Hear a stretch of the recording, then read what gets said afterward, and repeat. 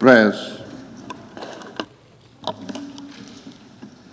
Almighty God, who in thy wisdom and goodness has appointed the offices of rulers and parliaments for the welfare of society and just government of men, we beseech thee to behold with thy abundant favor us thy servants, whom thou hast been pleased to call to the performance of important trusts in this land.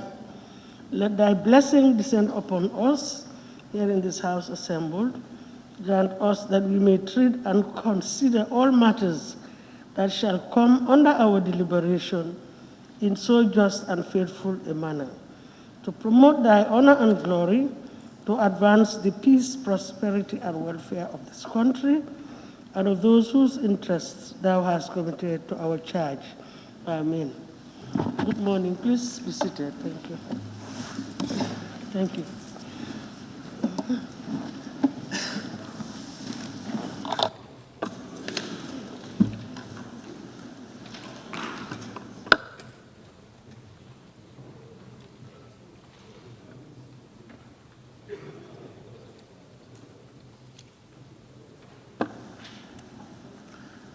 Correction and approval of record of votes and proceedings of the National Assembly sitting of Tuesday, 23rd June 2020. Good morning, honorable members. Good morning, Your Excellency, the Vice President, and honorable ministers, members of the press. Honorable members, the record of votes and proceedings of Tuesday, the 23rd of June, 2020 is before us for consideration and approval. Can any honorable member please move a motion for the correction and approval of the said records of votes and proceedings? Can I have volunteers? Yes, Banjul Central. Thank you, Madam Speaker. I rise to move that the record of votes and proceedings of the National Assembly sittings of Tuesday, 23rd June to be considered and adopted. Seconder. Yes, Jara East. Thank you. I rise to second motion. Thank you very much. It has been moved and seconded that the record of votes and proceedings of the National Assembly sitting of Tuesday, the 23rd of June, 2020 be approved. Any issues or observations from honorable members? We'll start with page 1. Yes, Sabah Sanja. Yes, page 1. The fourth paragraph. I see some misconnection there. Consideration and debate on the report and the motion by the Honorable Minister for agreement for confirmation. These two I think want to go. And it should read consideration and debate on the report and on the motion by the Honorable Minister, agreement for confirmation of appointment to retire of retired Colonel Mamadou Ndaw Njie and Mr. Yusuf Abubakar Diba as members of the Armed Forces Council. My concern there is these two forces is not agreeing.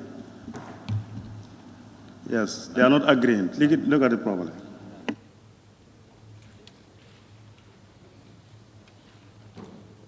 Thank you. Thank you very much. Any more on page 1?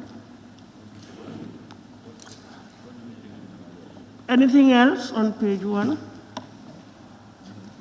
Okay, page 2.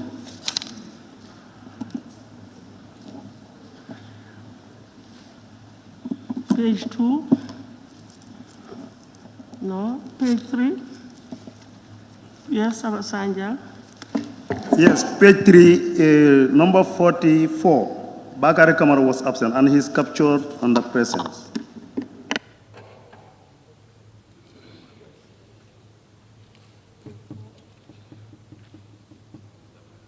Five.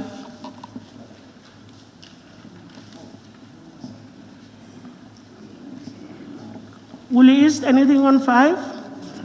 Good.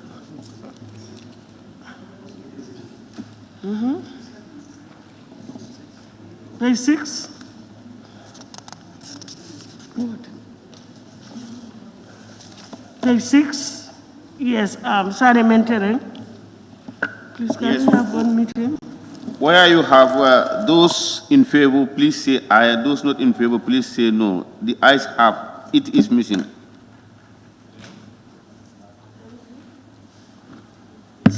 Lower Flodu, I saw your tag earlier on. It's captured, thank you. Page 7.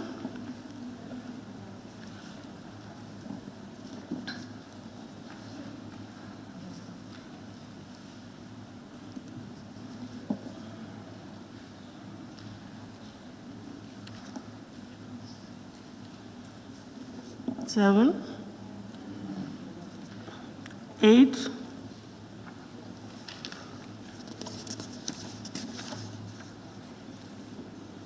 page 9,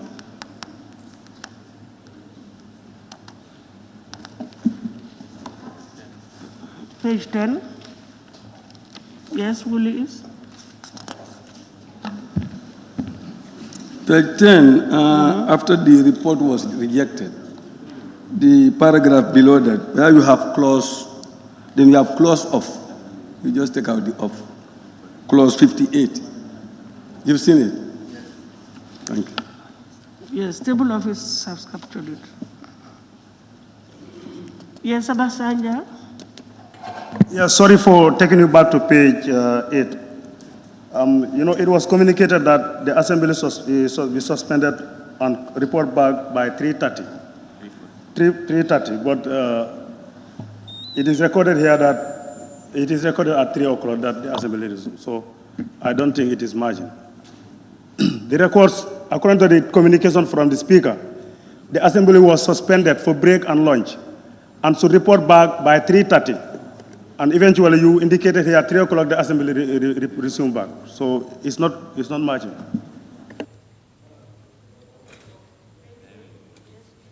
No, you didn't say 3:30. You said 1 hour.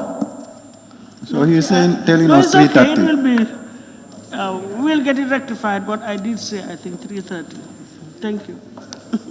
I think I can remember that. Thank you. Any more? We just want to ensure that we have correct records. Thank you. Any more? Page 12. 11, yes, Ulis.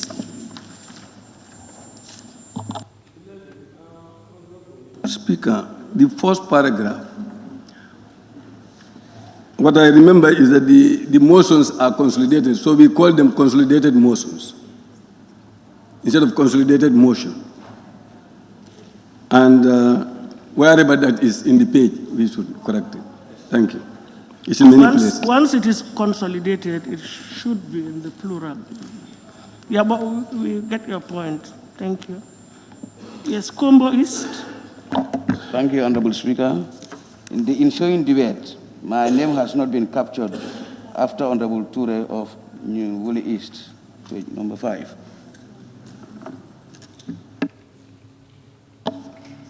Thank you. Can we move over to page 12?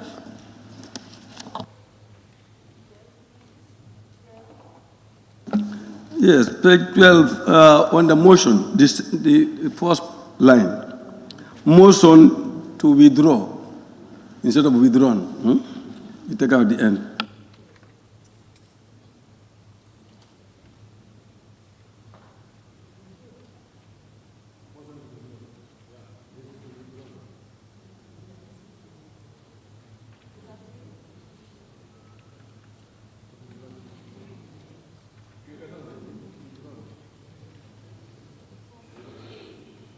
That's the end. So I take it that we are all satisfied with the records. Thank you. 13 was the last page.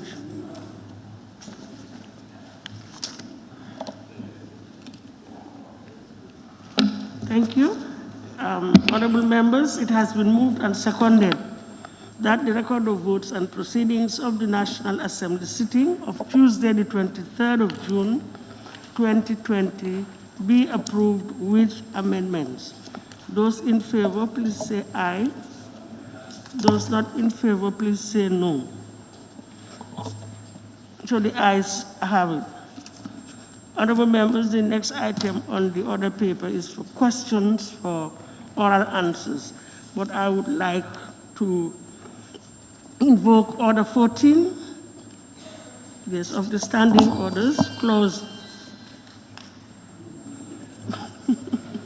subclause 3, that to vary the business so that we can deal with the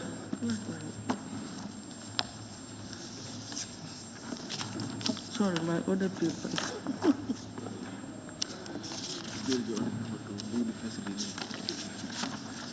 To allow Her Excellency the Vice President to do the first reading of the Public Services Pensions Bill 2020 before we take the questions.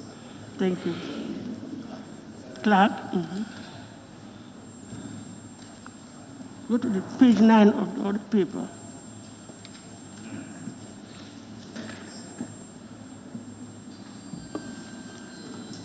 Bills. As per Standing Order 65, Public Service Pension Bill 2020 by Her Excellency, the Vice President. Thank you. Honorable members, in accordance with Clause 65 of the Standing Order, only the first reading of the bill entitled the Public Services Pension Bill 2020 will be done today. Therefore, I will now invite Her Excellency the Vice President, who is in charge of the bill, to hand over a copy of the bill in sequence to the clerk, a copy of the bill to the clerk of the National Assembly, who will read aloud the title, whereupon the bill shall be deemed to have been read a first time. Your Excellency, thank you.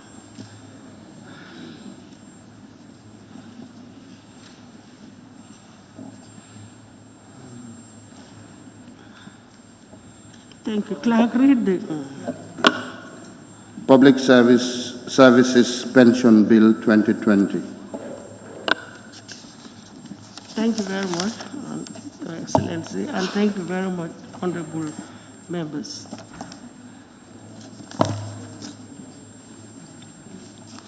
Clerk, can we proceed?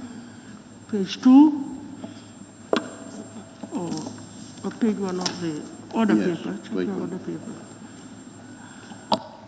As per Standing Order 36 and 41, questions for oral answers. Her Excellency the Vice President. Members, as per the order paper with the variation already done, and under clause 41 of the standing orders, today is questions for oral answers. As a matter of reminder, clause 43 of the standing orders limits supplementary questions to 7, and that is 2 for the honorable member asking the question and 5 amongst other members. We will now proceed with Her Excellency the Vice President and honorable ministers scheduled for today to give their oral answers to questions posed by honorable members. And on that note, I thank you very much, Clerk. You've already read, okay. Questions for which notices were given to Her Excellency the Vice President by honorable members for oral reply. In the case of Her Excellency the Vice President, we will deal with the March questions, and the questions for this June session will come next week. So question number 1016, that's 16 of 2020, by the honorable member for Banjul Central. This was the March questions, Your Excellency. Sorry.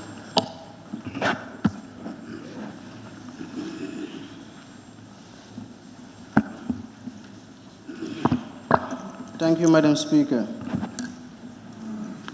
Honorable Speaker, Can Her Excellency, the Vice President, tell this August Assembly the reason why 11 staff were dismissed, 13 sent on administrative leave without pay, and 1 with 3 months suspension without pay at the Food and Safety Quality Authority?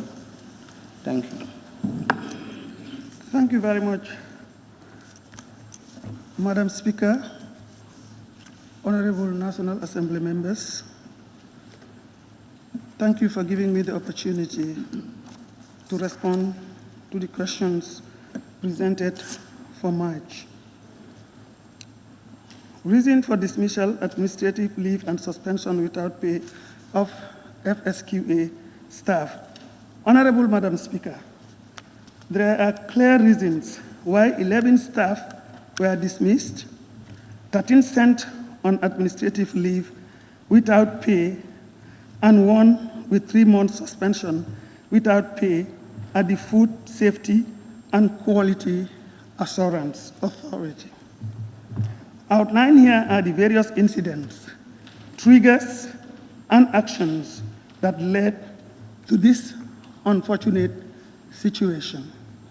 Following a petition written by several staff of the authority against the Director General in October 2019, sent to the Office of the Vice President and copied to the Secretary General and Head of Civil Service, Office of the President, and the National Assembly, and circulated all over social media and press in unofficial sit-down strike was undertaken by these staff, leading to an almost complete stoppage of all inspections of the authority.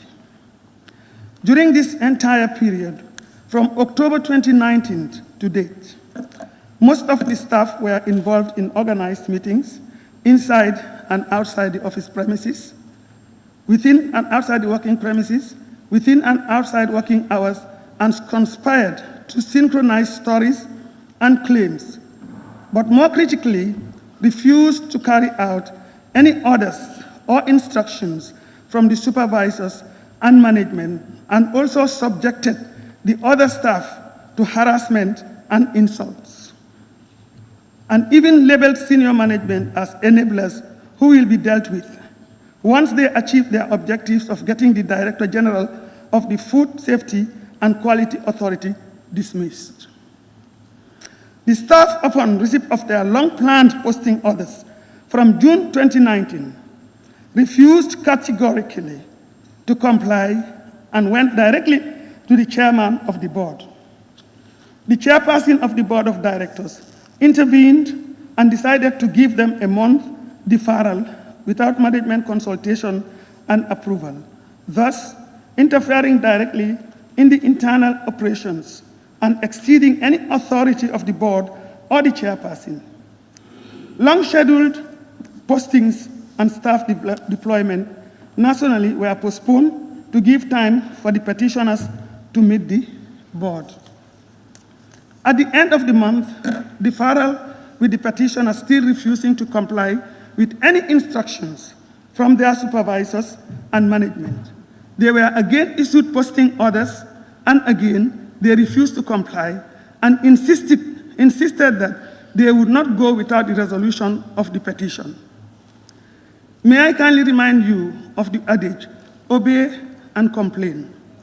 This was not being done by said petitioners, and under the Gambia Government Code of Conduct, Manual Section 6.11, refusal to comply with a posting order is considered a gross misconduct.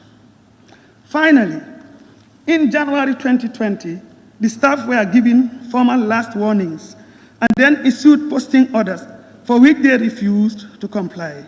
After 3 months of refusal to work or comply with legal instruments, they were placed on administrative leave without pay until they claim their petition is resolved in their favor.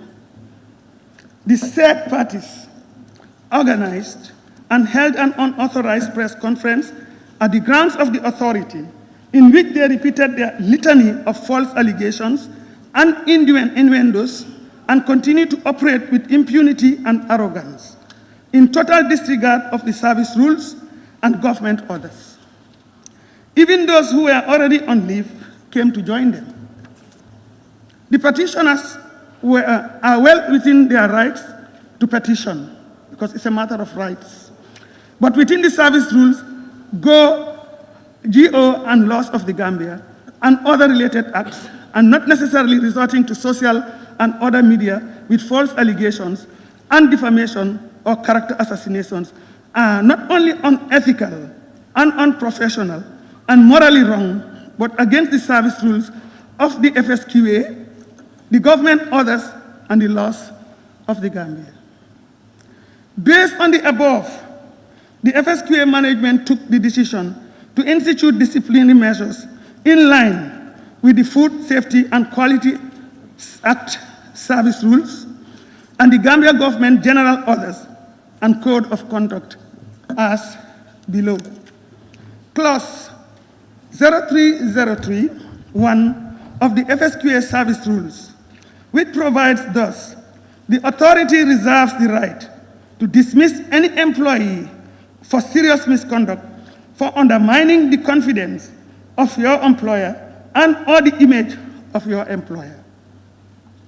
Participation in the legal press conference without the permission of management held at the FSQA premises on 15 January 2020 is contrary to clause 0703 of the Food Safety and Quality Services rules. Refusal of posting orders and any orders from your immediate supervisor and management in violation of clause 6.1.14 of the General Orders GO Code of Conduct. Violation of section 0708 on internal correspondences of the authority's service rules.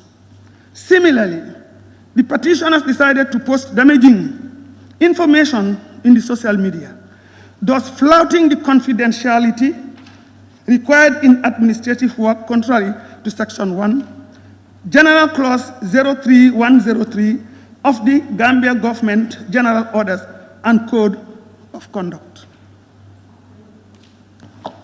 Thank you very much, Your Excellency. Honorable Member for Banjul Central, you have any supplementary questions? Yes, if you have. No, I don't have any. I can give chance to my colleagues to ask. I say I don't have any follow-up. Yeah. Then I'll give the chance to others. Yes, Honorable Member for Woolly East. Please, can you read? Thanks. Honorable Speaker, my question is, how many times have the staff of FSQA received warning letters regarding their conduct before they are dismissed? Thank you. Thank you very much. May I just give you an update? I will respond to your question, but just to give you an update, what I am presenting here, as I read it, has been already overtaken by events. When every decision that was made with regards to the situation that I have explained has been overturned. And currently, the staff of the FSQA are now all reinstated. They are now given opportunity with warning letters to come back to the institutions. Also, with this process that we went through, it was a learning point for all of us. There are rules and regulations, and we're talking about reforms, we're talking about democracy, we're talking about strengthening institutions. And it is the rules that are in those institutions and the regulations of the government and all other related tools that should regulate the conduct of work in our institution. We have seen gaps. The government orders supersede all orders, but institutions do have their internal regulations. And the basis on which the reversals were done was that, yes, it has been prepared, but not signed. they were not signed. The documents were not signed, and therefore, the argument was, since they are not signed, we are going to make sure that we bring them back and we work on the reforms. So as it is now, some of the recommendations, this experience has triggered the type of engagement that is needed to reform our institutions. It has triggered the awareness of the fact that we must do our business right, and complete the governing documents that are supposed to govern us in this republic, in order for us to be proud of the institutions that we are going to work in our institutions. So this is what I want to share with you. So everything that was taken because of the flouting of those rules, because the rules were not signed, we have to learn our lessons to understand that we can only apply the law when the law in itself has gone through certain processes and procedures. So this was a learning point for all of us. But I also feel that because of the changes that have occurred and institutions were weakened, if we don't take the right steps, we will not achieve what we want. So the number of times that were done, if you followed, it's in the files, it was based on informed decisions. That was why, because the social media was full of it. Everything was done that was flouting the rules and regulations of confidentiality in institutions, respect for authority, following due processes, and due diligence to make things happen, even to the point that it was very damaging for the image of the institution and those that were working there. So this is a lesson for all of us to learn. And this is a lesson for all of us to engage constructively in moving this country forward. And the resentment and the changes were all acknowledged and appreciated by my authority, because it is under the office of the Vice President, and therefore we have to look at things from a very objective point of view. Thank you. Very much. Honorable Member for Banjul South. Thank you very much, Madam Speaker. Madam Speaker, the Honorable Vice President said that I know that it is overtaken by events because they've been reinstated. But in his answer, he said that there were clear reasons why they were dismissed. I don't think there were clear reasons, because if there were clear reasons, then they wouldn't have been reinstated. And defamation, are they the courts to accuse them of defamation? And then I can see that there is still no remorse. It is because that the regulations were not signed, that's why they are reinstated. Can the Honorable Vice President guarantee their job security? Because those people were exercising their rights. That did not call for dismissal or suspension.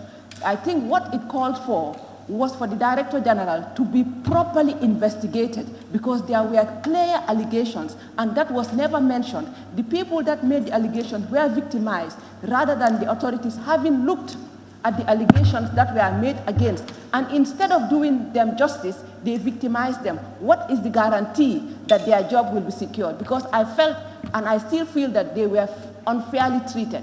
What is the guarantee for their security? Thank you very much, Madam Honorable Member of Banjul South. If we know the theory of change and we understand the theory of institutions, people are directed and are guided by institutional processes, principles, and praxis that guard those institutions to deliver effectively, efficiently, and effectively. And all institutions have their rules. All institutions have regulations. And there are what we call management processes and procedures of engagements in all institutions. The institutions have rights. Individuals within those institutions have rights. And it is those rights that are put together to be able to come up with objective, transparent, and possible ways of dealing with whatever things may occur over time during the processes. Therefore, to avoid or to mitigate any subjectivities, institutions are guided by those procedures. And I want to assure you that everything that was done, it went through a very thorough scrutiny. It went through a lot of questioning, and it was based on evidence. Those institutions, if those laws are not applied, then there will be nothing, there is no need to govern in any situation, and there is no need to talk about development. What was used to deal with this matter was dealt with by all the instruments I have called, and they are used as sources to make us reach that level. And there are certain misdemeanors that were done. You are working with an institution. You are supposed to have that confidentiality. You are supposed to respect the rules and regulations. You have to follow the GO and government orders and other internal rules and procedures that are supposed to guide the term of work and engagement. If they are flouted, what would you say?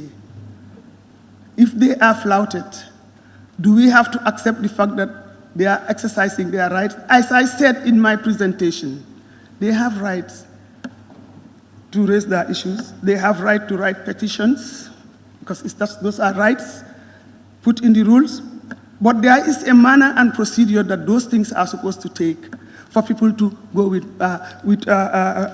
for responses to be done. But to the fact that we are giving an ultimatum that I will not do this until this happens, then we might as well close the whole country and then leave it to be what it is. We must apply rules and regulations. We must apply procedures, and that was not done. I want to tell you that when these things were looked at and reviewed, that was why those rights that infringes on their right to work were all recognized and respected. And I think I want to give credit to this government for accepting certain procedures where there are lacunas, where there are gaps, and where there is need to improve on them, and be stoical, be professional enough to accept them so that we can improve the rules, we can improve the regulations, we can improve the governing instruments that govern us at different directions. With regard to job security, we do not have any personal sentiments against any of those workers. I don't even know them. We've not met them in a way that they think that we are going to say, what you are doing is wrong, but we were calling them to accountability. The engagements that were done was based on fundamental freedoms and the liberty and freedom of engagement based on rights. So the job security that you are talking about is definitely guaranteed. If it was not guaranteed, how would they be back? And I can assure you, this government is a hallmark of professional ethics and standards, and we are going to uphold that. Their job is secured. Whatever they do is going to be taken on the basis of institutional procedures and not because they have been reinstated. It's their right. Thank you. Thank you very much. Honorable Member for Central Badibu. Thank you, Honorable Speaker, and thank you, the Vice President, for those responses and the step taken to ensure that those people are reinstated back. Honorable Speaker. Sorry, let me just do a little bit of guiding. Let's appreciate and understand that we're dealing with supplementary questions. And the purpose is to clarify in case there is any ambiguity, but not to bring up new issues. You see, we've taken a lot of leeway bringing in new issues that are not directly linked to the parent, to the original question. So let us try as much as possible to ask for clarification. Yes, and I don't want to stop anybody from asking any question, but let it be related. There are rules, and it's applicable. Not, I don't mean you. I mean everybody generally. Let's just be guided by the rules of procedure. Thank you. Thank you. Honorable Speaker, can the Honorable Vice President inform this August gathering, since she agrees that there are lacunas in our operations or in our institutions that lead to all this trouble, whether they have new strategies to ensure that people are given the natural justice of other party when issues arise? Thank you very much. This is a very good question.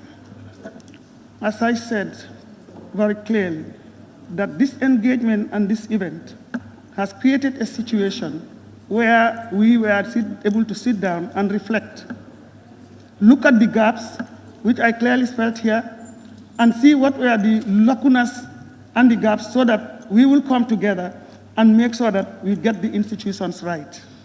And it was on the basis of the lack of signing of those documents that were cogent reasons and other factors that we said we give them the benefit of the doubt and allow them to come back.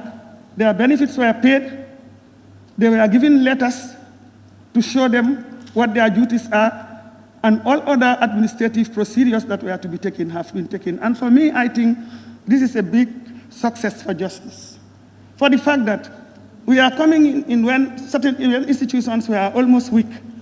If we acknowledge that we inherited a lot of weak institutions and we need to fix them right, we will be tested on all grounds. And the fact that we are coming from different backgrounds and people are not very aware of what institutions are supposed to be, given the fact that we were having a dictatorship, things happen without anything. There were so many problems that we are intuiting, which we inherited. So it is our duty to be bold enough to stand up and recognize those problems and then move on forward. And that is exactly what we are doing. That's what we are doing. And right now there is a program of action which we are working on. There are recommendations. Sally, can we have order, please? There's a lot of noise. And so that whatever weaknesses that might have been seen, we will deal with them and address them. And maybe some of them will one day come to you here as we progress for you to look at, and then we move forward for a better Gambia. Honorable Member for Upper Fuladu, West. I withdraw my question.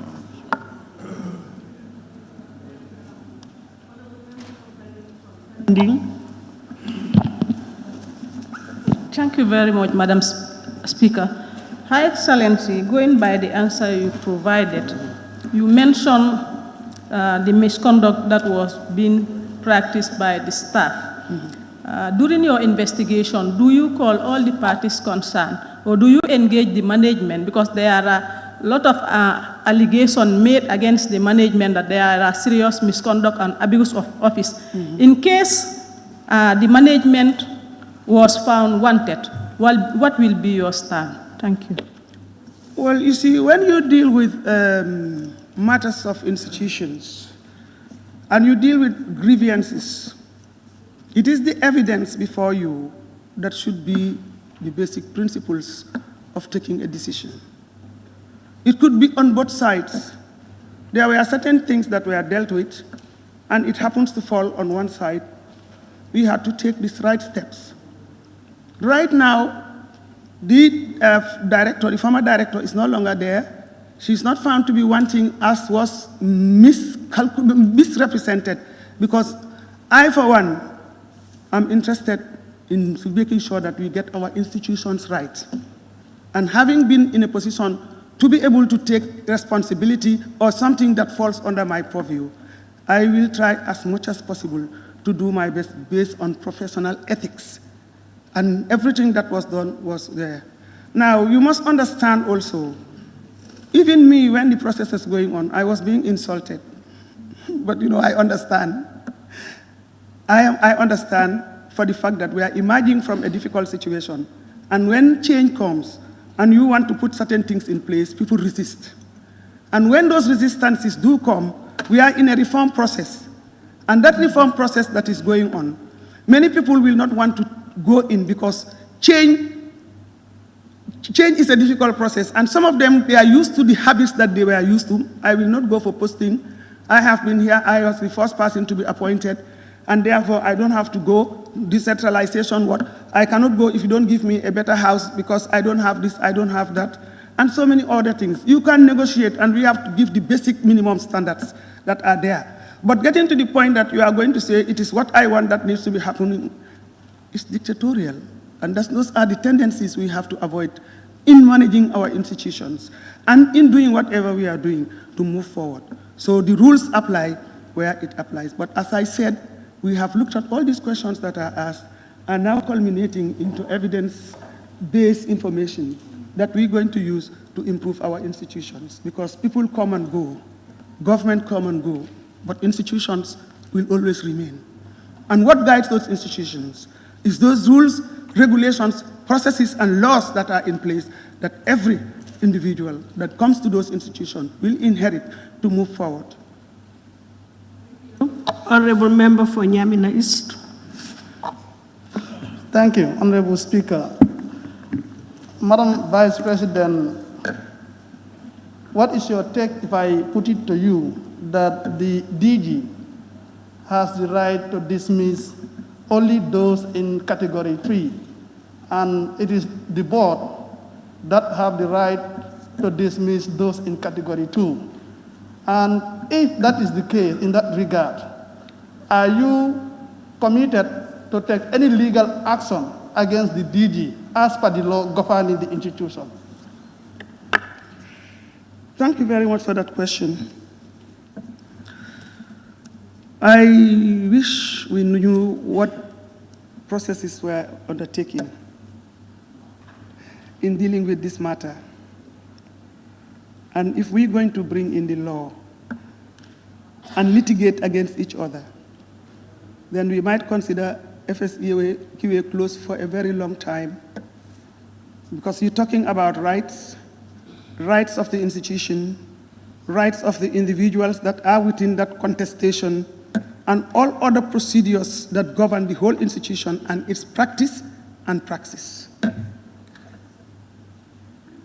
The categories you are talking about, within the framework of the FSQA rules and regulations, which has been used as a basis, which was not signed, are the reason why they came.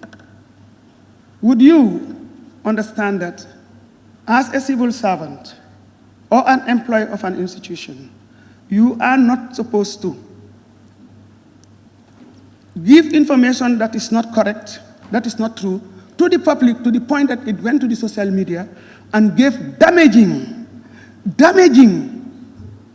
information on an individual who was trying to implement and apply his or her duty to what is her responsibility? I think Gambia, what we need to do is to try to rectify the anomalies, and I think this is a great opportunity to rectify the anomalies. If it is a tit-for-tat issue, just like you are calling for those the constituency you represent in terms of this case, and if the director or the management also came and they faced in court, law of court, it will be a different ballgame. This government knows it has inherited a lot of institutions that needs to be taken care of, that needs to be put in place. And this is one good example by which we are now taking to consider in terms of all the reforms. Reforms are going on. I guess you all know about that. And these reforms, as they go, we are unpacking and seeing a lot of dynamics unfolding. These dynamics that are unfolding are lessons for us to learn, are lessons for us to follow and build a better Gambia. Not a Gambia where we will be taking each other to the law courts. Then we may not move forward with what we want. So I want to tell you that the due processes were done, the due diligences were done, and we have interceded in many things that we feel we want to move the organization further, rather than create that sort of legal tussle when people are just trying to follow up on procedures to move. To err is human. Your Excellency, I stand to be corrected, but personally I appreciate the explanations. But I think I'm not very sure whether the supplementary question that was asked with regards to the Director General, am I right, was actually captured. So if probably you could just repeat the supplementary question and then... Yes, she responded. She quoted the right relevant issues that were under her purview. And she responded. And I think there is a lot of correspondence to that effect, that she had followed the due diligence and processes to do that. Yes, those that were under her categories, she did it. Thank you. What we will do, I think at the end of maybe this week or early next week, we'll compile the responses and make them available so you can follow it up. Thank you. And also, by way of reminder, the supplementary questions are limited to 7. And everybody cannot ask a supplementary question. We have to divide it amongst ourselves. So please, can you give chance to other honorable members? I don't get the benefit of the doubt. My question is not answered. I mean, my question is not answered. I ask a very precise question. Ask you. That was why I asked the honorable, the High Excellency, the Vice President, that I'm not sure your question was answered. Yes. And I thought you said yes. I never said yes. I am asking the Madam... Reason why all of us cannot speak at the same time. You have to listen to each other. Even me, I thought that what the High Excellency said was okay, but not necessarily answering your question, your supplementary question. That was my take. So I said, repeat your supplementary question. I am simply asking precisely that the DG does not have the right whatsoever, according to the law, to dismiss those in category 2. She only have the right to dismiss those in category 3. And according to my findings, the DG went ahead and dismissed those in category 2. So I am asking whether she is committed to take any legal action against the DG. Ask a direct question. If you ask a direct question, but if you go in circles, it may be maybe she doesn't understand. That is why she is not answering my question. I am simply asking, are you committed to take any legal action against the DG, considering what she has done, dismissing those in category 2? Okay, thank you very much. Just cool it. We will deal with it, and I will give you the answers. As I said earlier, institutions are governed by rules and regulations, bounded by certain acts and policies and procedures and processes that ultimately leads them to make certain decisions. And I said, everything that I read here was bounded by particular provisions of the GO and government orders, and also by the document that is governing the FSQA. Some of these issues that you raised before the DG Act are based on rule books and acts that establish the institution. So everything that she did with regards to those dismissals were bounded by those rules and regulations. The second question that you asked, within the first question you asked, whether the issue of litigation.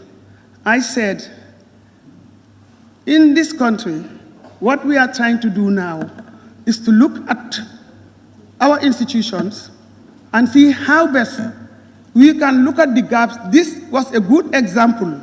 It was a good learning point for all of us to look at what is there and accept, being brave enough to accept some of the lacuna and the gaps and work forward with them rather than going for litigations. I just want to remind you about that. So whatever the DG did was based on some of the issues, books and the acts of establishing the institution, and also the governing instruments of government. Honorable nominated member, Jaite. Honorable Speaker, thank you. Before I start, I would just like to say I still feel that the honorable member's question wasn't answered, but I would move to my own question. From what I've heard from the...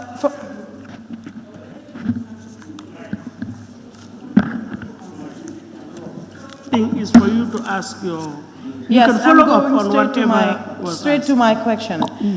From what I've heard from the minister, from the honorable vice president's explanation, these people, they were people made allegation. Over 15 people made an allegation against one person, and instead of that person being investigated or put on hold for, let's say, a leave with pay until these serious allegations that were made against her to be investigated, those people who made these allegations were the ones who were reposted or dismissed. I don't understand the rationale behind that decision, and what came out from the investigations of these allegations that were made against the DG. And if these allegations were false, why was this DG removed from the position and those people who were victimized have their victimization reversed and brought back to their position? Is this a mistake in investigation? Who investigated this? Where is the report? Thank you very much. I will respond to the questions as you raised them. 3 issues. You talked about allegations. 15 people made allegations against one person. That is your question your first question. Their letter of petition has brought in quite a number of allegations. And when that was done, there was a due process put in place. I want to explain to you how institutions work now, so that you know. When the letter came, when it was received, what we did was to institute a commission of inquiry to look into the litigation, and an independent body was recruited without interference in this process. It had the opportunity, it gave them the opportunity to allow each of the parties involved, if we're talking about fundamental freedoms and rights of individuals. You had those who made the allegations and those who the person who was alleged to have involved. That panel allowed both to come up, investigated and interviewed them and asked critical questions, and therefore wrote a report which was submitted to the Office of the Vice President. That report was received,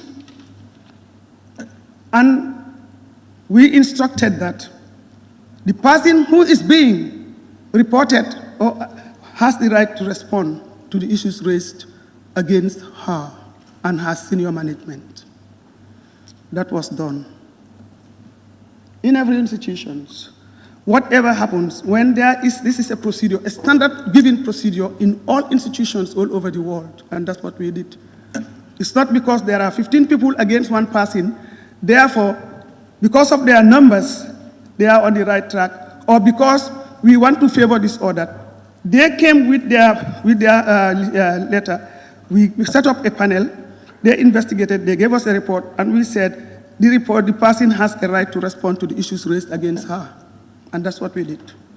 She came with her own responses, counter evidences, and it was subjected to further scrutiny. There were options that were brought in that was placed in front of the staff who sought their grievances. And in the discovery of some of those works, there were people who were part of that 15, who were not members, who were already gone 10 years ago. But because this change has happened, and they thought this is an opportunity for us to try our chance, they came in to join those who were appointed, fully appointed by the institutions. The evidence is there. So the first answer to your question is, both had the right to explain both sides of it. 15 and the individual and her senior management. Postponed or report there you said, Why was he not? She was dismissed. Why was the DG removed? Why was the DG removed? That's another question you asked. The DG is not removed. If we go by institutional procedures, the DG was moved to another institution and another set of people brought in to move on with the institutions. As I said, these are strategies in development paradigms that are used in strengthening institutions and trying to bring in harmony and bring continuity. And these are government civil servants who can be moved when necessary. So there is nothing wrong with that had happened. We're talking about a human rights-based democracy. And we have to protect all rights as long as they fall within the principles of what is expected. Investigate, what we do in management practice, you apply certain step-by-step procedures. We have applied those steps of procedures. We could have told them, now this is what the both sides are saying, go to court and settle them. It is not in the best interest of any good democracy to do so.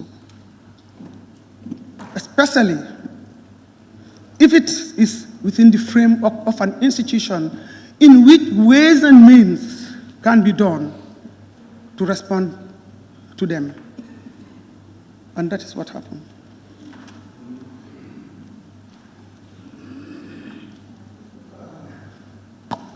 Thank you. Honorable Member for Birkama North. I think my question has been asked by honorable nominated member and withdrawn. Okay, thank you. Then Fonyi, sorry, Fonyi Kansala. Thank you very much, Honorable Speaker. High Excellency, Madam Vice President, in your response, you made mention, if I got you right, that lessons have been learned, and I believe if lessons have been learned, it's both parties. Now, my question is, in your view, looking at the strength of the FSQA staff, was it a wise move to dismiss? Sorry, I think that is asking for an opinion. Can you ask a supplementary question? All right, to okay. clarify? Yeah, I'm still coming to that.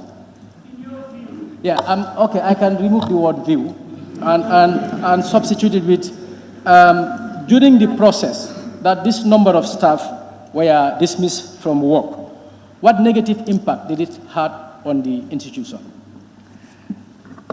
Thank you very much. This is a very good question. That is why I believe the line of action that was taken was to bring to light the type of image and the type of actions and attitudes of some of our civil servants in the institutions who are supposed to follow the rules and regulations that bind them. The stories they were taking out to the social media, these emails they were sending out, of course, it's not going to give a good light to any country, even or to any institution. And therefore, needs to be nipped in the bud to make sure that the reforms and the changes we want will go according to conventional practices in institutions. What had happened, you've been following the social media. And this is not only with FSQA, but this is the example I'm going to give. Things that are supposed to be internal matters, things that are supposed to have been dealt with institutionally, have gone even before the persons get, and there were even so many actions that were done. It has a negative impact on all institutions all over the world, and there should be zero tolerance to that. So therefore, the impact that it has created is why we are now taking action to respond to those things, as I said, the gaps and so on. They are not supposed to share information or organize unacceptable meetings in the office, refusing to take their orders. They refused to do a lot of things. And even me as the vice president, I was not respected in that process because I was trying to say, please go in, we are responding to that, and say we are not going. It has a negative impact. And I don't think any individual who wants to move this country forward, or institutions even as small as at any level, would want that. It has a negative impact indeed. And that is what we have to address as a country and as a whole. And the rules and regulations that are supposed to bind that, if they were not signed, and that is the basis for which they are coming back, I think I agree in total that we have to address them, and that's what we are doing. You are right. It has a negative impact. Thank you. Thank you, Your Excellency. Question number 17 of 2020 by the Honorable Member for Banjul Central again. Thank you. Thank you, Madam Speaker.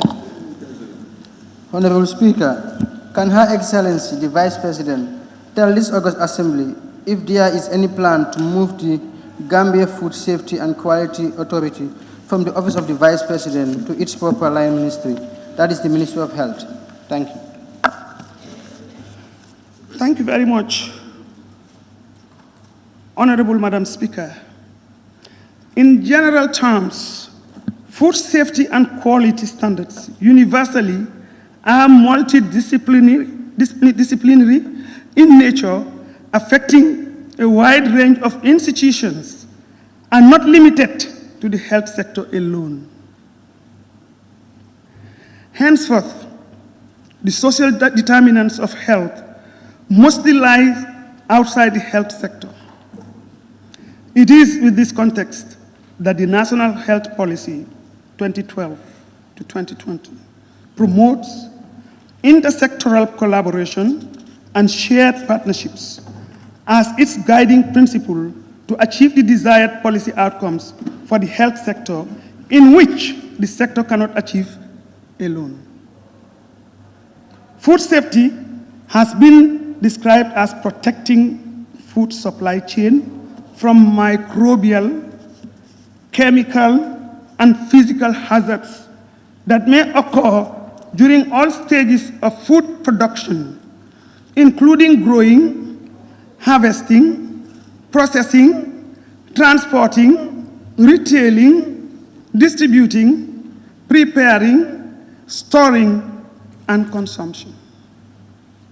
When food safety systems are well developed, they contribute to improved public health, increased food trade, reduction of poverty, increased food security, and the protection of the environment. Hence the need for the creation of a scientific and regulatory body in line with international best practices and standards, such as the Food and Drug Administration, FDA, of the United States, that are independent but clearly interlinked with public health systems. There is an increasing global interest in the safety of foods available for consumption. This interest is heightened when the food is intended for the market, both local and export. To address these concerns, national and international strategies have been put in place to provide the requisite information, standards, and regulations to ensure that consumers get the best value for health and nutrition. The adoption and implementation of the Food Safety and Quality Act 2011 is expected to reduce the burden of foodborne diseases in the country. The Act provides a basis for the establishment of food safety objectives, requirements, and guidance for application to specific sectors of food chain, that is, from farm to work.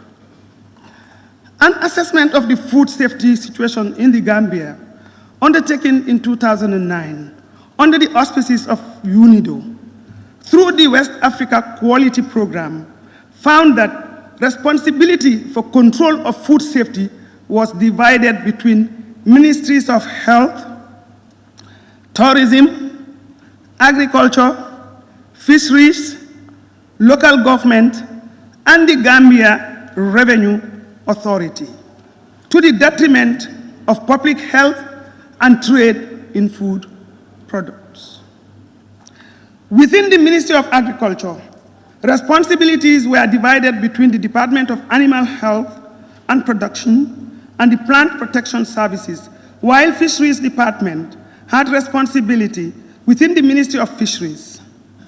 Within the Ministry of Health, responsibilities were divided between Directorates of Public Health and Food Standards Quality and Hygiene Enforcement. Controls remained organized on the basis of commodity groups, such as plants, livestock, fish, reflecting functions of government departments rather than being arrangements in terms of the functions and risks to be controlled. It was found that most people considered control to be a question of sampling and testing a product before it passes to the market. However, controls must be applied throughout the supply chain in an integrated system, the farm to fork principle. The legislation in place. At the time, Public Health Act 1990, as amended, Food Act 2005, was found to be insufficient when it came to food safety controls, as it had fragmented responsibilities and deficiencies in controls. Variable inspection standards lead to variable results, meaning few effective controls implemented to protect the consumer health. Whilst the Food Act 2005 provided a good framework for import-export control, the adequate powers to authorize officers, several important functions were, however, not addressed. Among other issues, the primary responsibility of the food business operators for food and safety was not expressed. There was no requirement for food control to be based on science and the principles of risk analysis. There was no principle of transparency. Animal feeds as source of human and animal health hazards were not considered. As a result of these deficiencies, combined with the lack of resources, facilities and training, the food safety system in the Gambia was in a perilous condition, with few effective controls implemented to protect the consumer's health. There were significant levels of rejections of consignments of groundnuts and fishery products in the export market, and the weakness of the control system threatened export markets access. Given the country's significant dependence on imported food, the weaknesses in relation to broader inspection functions were especially worrying. The assessment concluded that the country was subject to a significant risk of exposure to agents harmful to animals, plants, and human health, and addressing the deficiencies at a system level was a matter of national importance and urgency. It was therefore, with this background information, it was therefore recommended that the government of the Gambia promulgated a new Food Act to create a unitary food safety authority. In view of the national strategic importance of ensuring effective food safety controls and the function of the authority as a high-profile and first-tier regulator in the national and international spotlight, it will report to the Vice President. It's not to ISATUTE, but to the Vice President's office. I happen to be there now. The creation of a food safety authority will allow government for the first time to determine a budget for food safety and ensure regulatory standards that cuts across all the parties mentioned earlier. It was recommended to transfer to this authority, i.e. the FSQA, the responsibility for implementation of food safety controls from the following ministries and departments as expressed within Section 15 of the Food Safety Act 2005. Ministry of Health, Directorate of Public Health, Director of Food Standards, Quality and Hygiene Enforcement, Ministry of Agriculture, Animal Health and Production Services, Pest Protection Services, Ministry of Fisheries, Water Resources and National Assembly. Department of Fisheries, Ministry of Tourism, Gambia Tourism Authority, Ministry of Local Government Authorities. The Food Safety and Quality Act number 7 of 2011 established the Food Safety and Quality Authority of the Gambia and the attendant structures such as A, Scientific Committee, B, Food Control Advisory Committee, C, Stakeholder Consultative Forum. Honorable Speaker, thank you very much. This is what I have.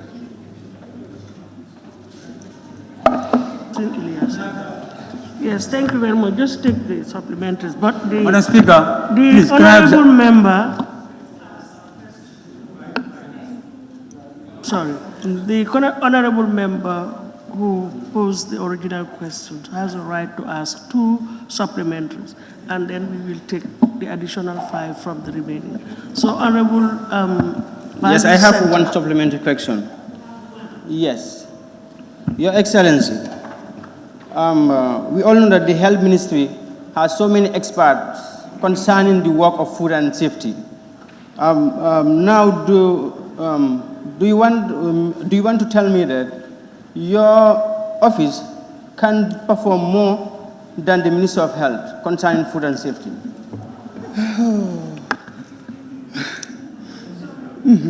Excellency, before we proceed to that, please may I appeal to honorable members. We are all guided by our standing orders. Let's try adhering to them. Now see our clause 38. This is by way of observation. I have been observing since yesterday. Thank you very much. Clause 38 deals with questions. Okay, may I respond to your question? Sorry, Your Excellency, please, can you just allow me? I want to address some few issues. And it deals with the admissibility of questions. There's a whole lot of rules to be adhered to. Let's try to ensure that we stick to those ones. And then you go on to further to 43. 43 deals specifically with supplementary questions. The purpose is to elucidate an oral answer. I mean, there are certain things that are not allowed according to the standing orders that we passed in this assembly. Look at, for instance, 43.3. The time taken to ask a supplementary question shall be no longer than 1 minute, and an answer to a supplementary question shall be no longer than 2 minutes. The period may be extended at the discretion of the speaker. A supplementary question shall not be in order if it introduces matters not included in the original question and the answers provided. For the avoidance of doubt, a supplementary question is within remit, shall be determined on answering by Vice President, Minister, or member answering the question on behalf of the authority. So let us please try and look at the relevant clauses of the standing orders, so we'll all be in order. Honorable Speaker, is there any problem with my question? Pardon? No. Okay, no, okay. No, there's no problem.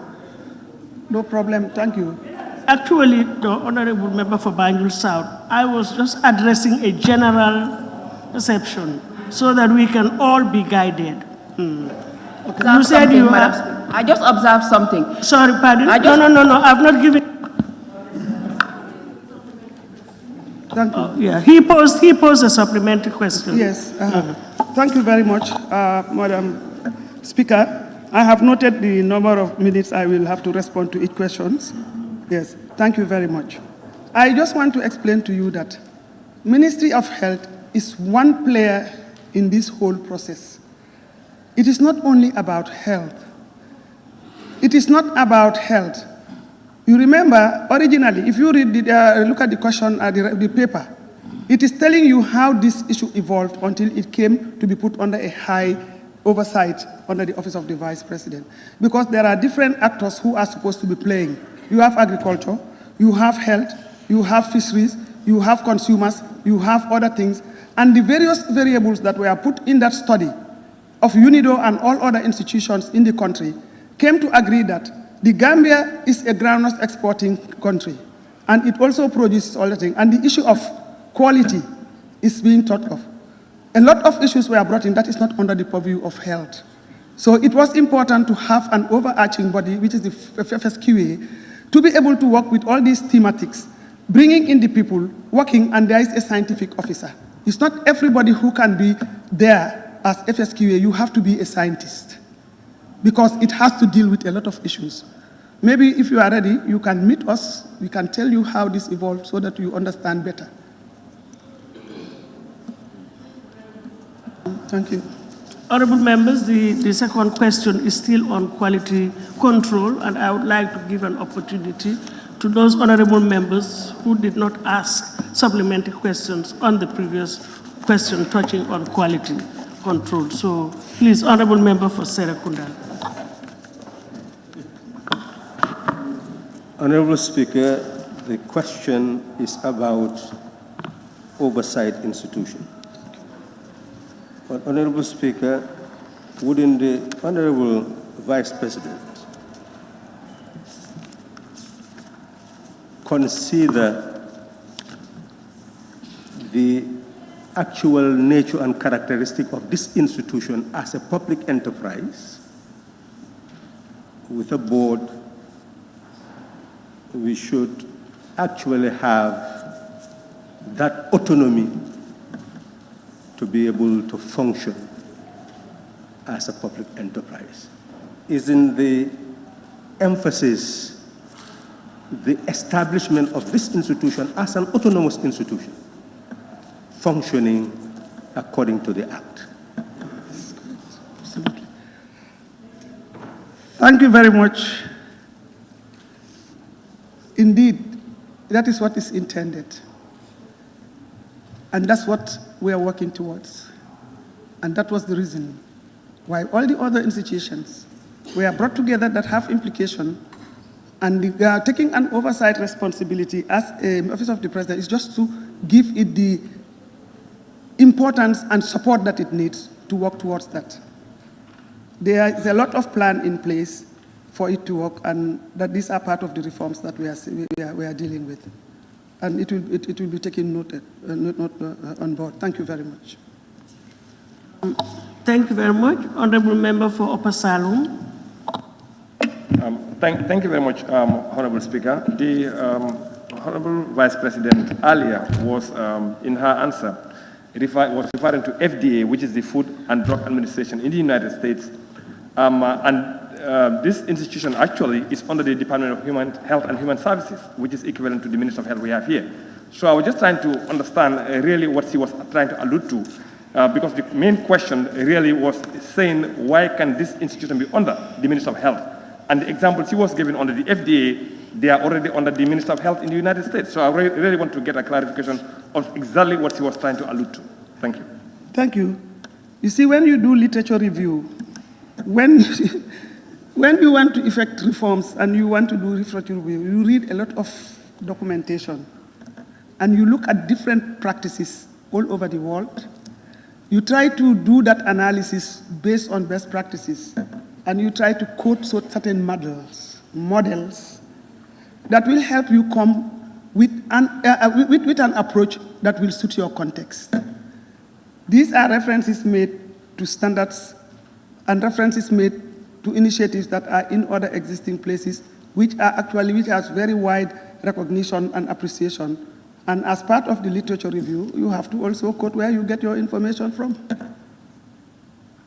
So when we say FDA, we talk about UNIDO, we talk about other institutions. These are all relevant institutions under this particular subject matter that have been known to be performing well and have got the standards, and you want to look at what they are doing that you want to do and adapt it to your situation.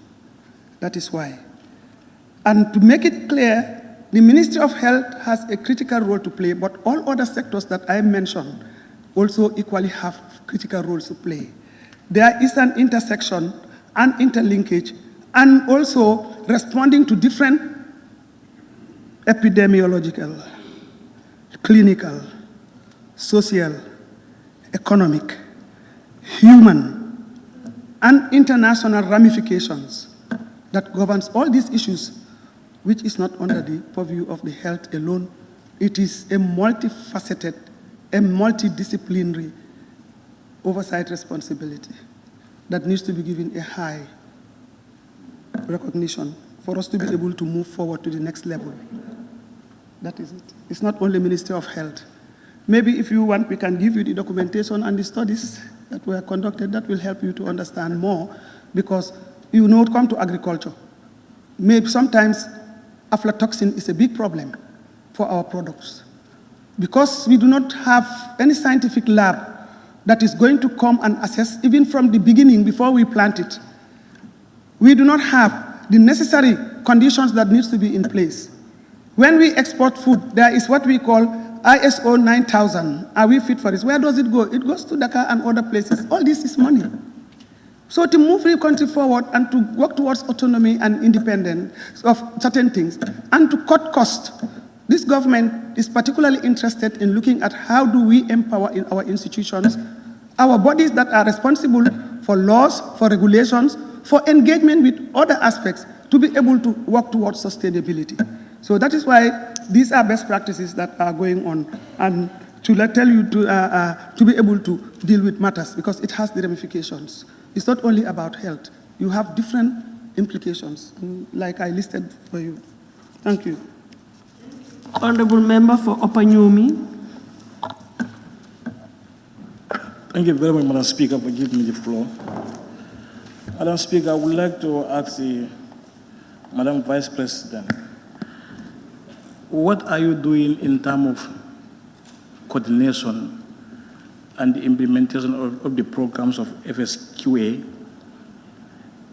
in relation to the question they ask you, what are your plans? Probably people are not much satisfied the way the institution is, carrying on their responsibilities as far as our expectation is concerned. Yes. What are you doing exactly in terms of your coordination? Yes. Thank you very much. I think that's point of order. Point of order. Writing on clause 43 on the supplementary questions. Yeah, 43.1, supplementary questions may be put for the purpose of elucidating an oral answer. And if you look at the answer the Vice President actually gave, it has no relation to what he is asking.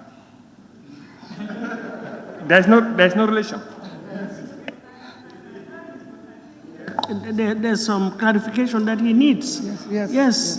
I think there is. Yes. I read the clause earlier on, but I think his question has some connection. Yes. May I go? Thank you very much, Madam Speaker. I just want to assure you that your question is very good, very relevant, and very fundamental for this type of responsibility. Madam Speaker, I think the honorable member has to withdraw his point of order. Okay, honorable, I withdraw it. There is no need for it because I've already overruled him. So, thank you. It is important for the fact that you are now amalgamating different entities who were standing in isolation, everybody doing their business with the belief that we are the right institutions. And as a result, some are left because there were less emphasis on them, or they were taken for granted, or the capacity was not there for people to understand these interlinkages. And an assessment has resulted in understanding the intersectionality of all these issues and have come up with a best practice recommendation that they have a body that has an oversight responsibility in coordinating, organizing, and facilitating these bodies to come up with, to respond to some of the gaps and the problems that have been identified to improve the situation. That is the FSQA. The FSQA will be coordinating, organizing, working with all the institutions in the country that I have mentioned here to apply some of the standards, procedures, and all the things that are needed in order for us to achieve the objective. The institution is going through a reform, and I want to tell you, as I earlier alluded to, we are taking account of all these things so that we get it right. And we are supporting them for them to get it right, because when you are putting an institution towards autonomy, there must be an oversight responsibility. There must be a responsible institution that is going to take that high-level policy decision to guide the process so that it goes through the standards. Because we are not isolated, we are part of the global development order. And our produce in agriculture does not stop in the Gambia. Our animals are not bred in the Gambia alone. We also have other aspects of health. We are in COVID, for example, right now. It's not everything that we are using here is from Gambia. And so many other things related. So we need an effective coordination, and that is what FSQA is doing. And we are working towards that, and we are strengthening it. This crisis also has opened everything. I had a discussion with the management just last week. And we are coming with a roadmap. A lot of assessments are going on. A lot of efforts are going on so that we learn from these gaps and move forward, just like all other institutions. These are reform processes that will take time, but we are moving towards the right direction, and that is what we are doing. You know, we are emerging from a very difficult situation, and people seem to be impatient, to the point that following due processes and procedures, sometimes we want to jump it. We will fail if we do that. We have to allow processes to go on. We have to allow movements of to go from one logical step to another. The whole value chain of anything you think of has to be taken in place so that we move. That's what we are doing. Thank you. It's a relevant question. Thank you. Again, by way of reminder, the response should take not more than 2 minutes. Okay.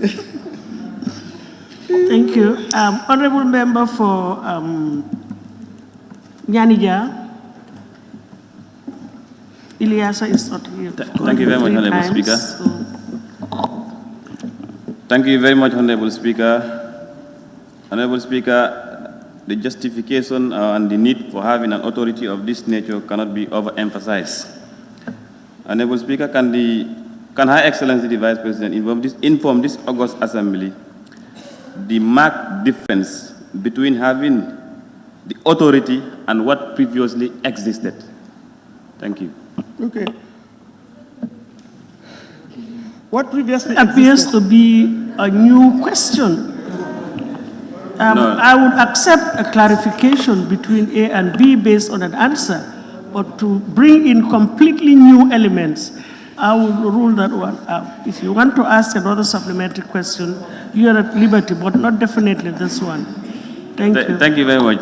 Thank you very much. There is nothing new in it.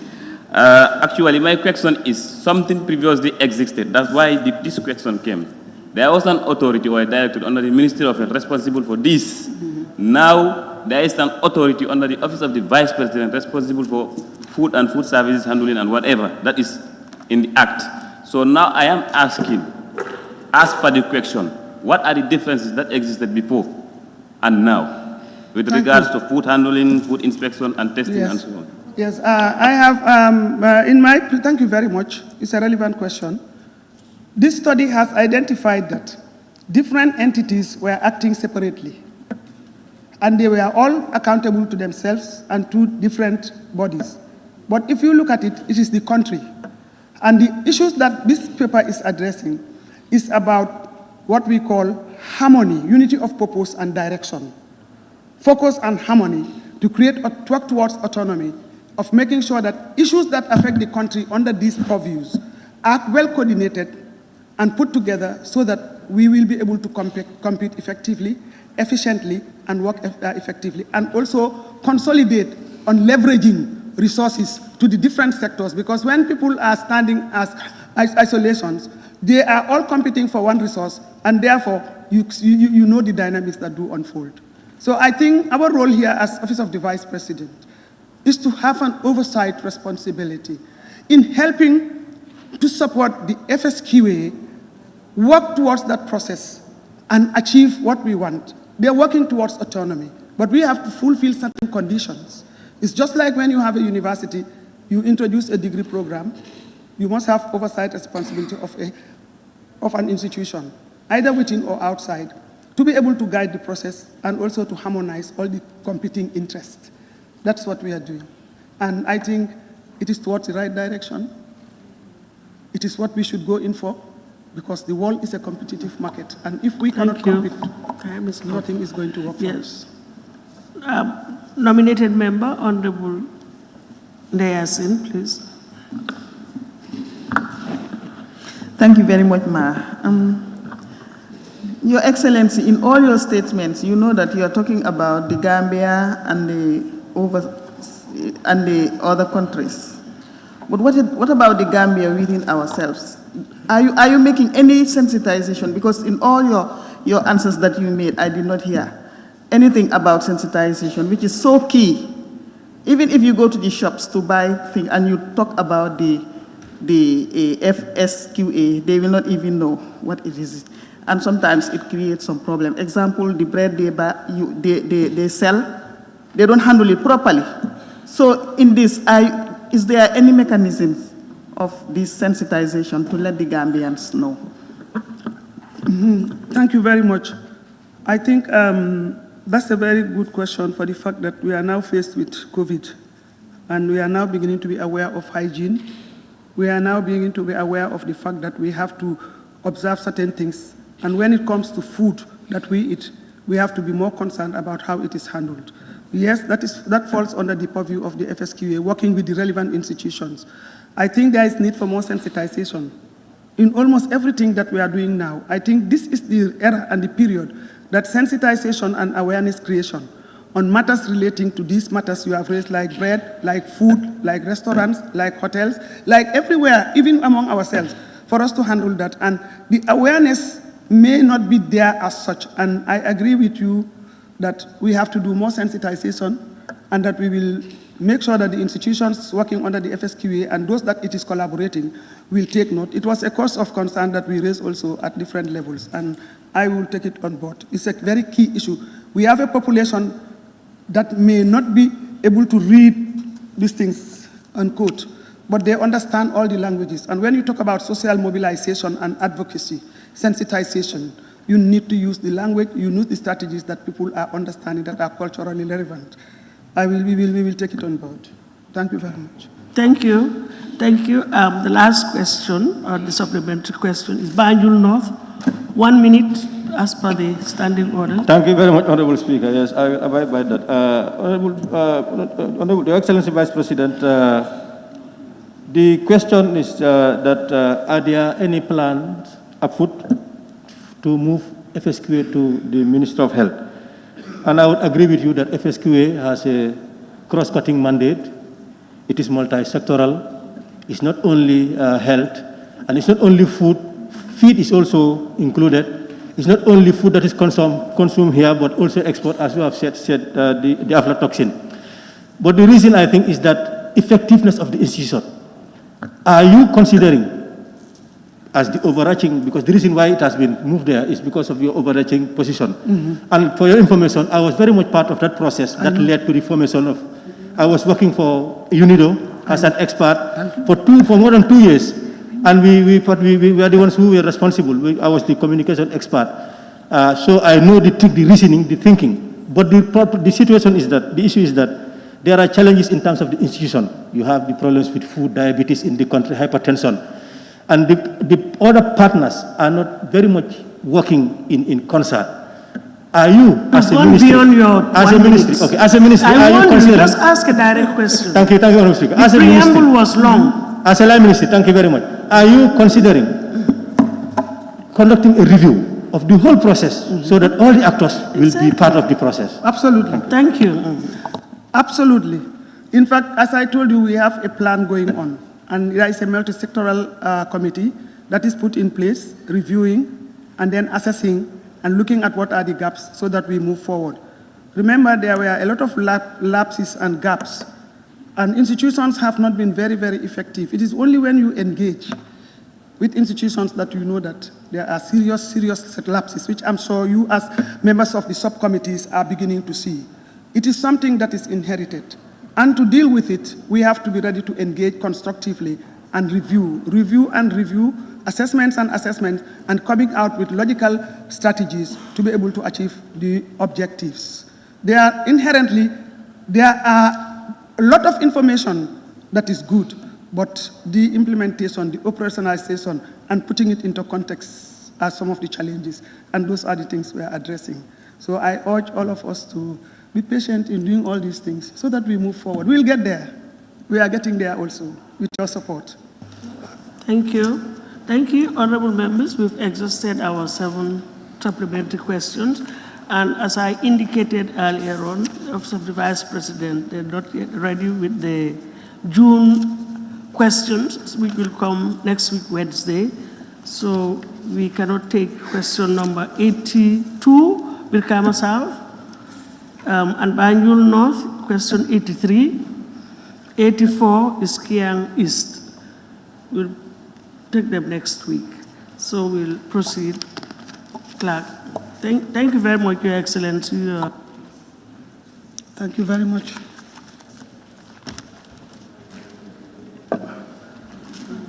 Thank you. Question for oral answers continues. The Honorable Minister for Defense. Thank you very much. Questions for which due notices were given to Honorable Minister for Defense by honorable members for oral reply. Question number 8 of 2020, honorable member for Birkama North. Number 8.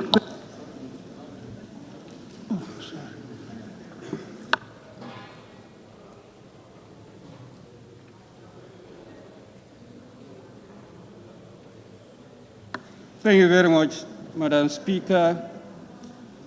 Honorable Speaker, in a follow-up to my parliamentary question on the issue of relocating the firing range at Birkama, Jamisa, due to the threat it poses to the community, the then Vice President convened a meeting in our office involving the Council of Elders of Birkama, the Army, NAMS of Birkama, and the Fiscal Planning. Can the Honorable Minister for Defense inform this Assembly the location of the identified land and how far the Army has gone with the said decision or plans to relocate the firing range?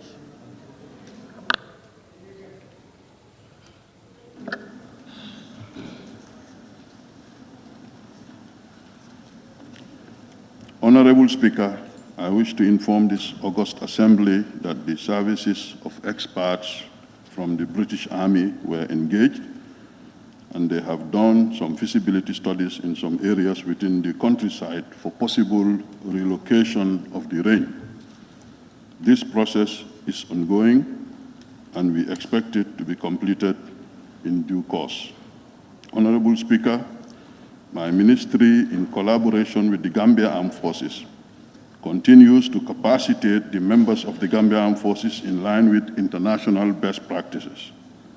Key among the priority area is to meet the growing demand for health care delivery to the members of the armed forces, their families, and by extension, the general public.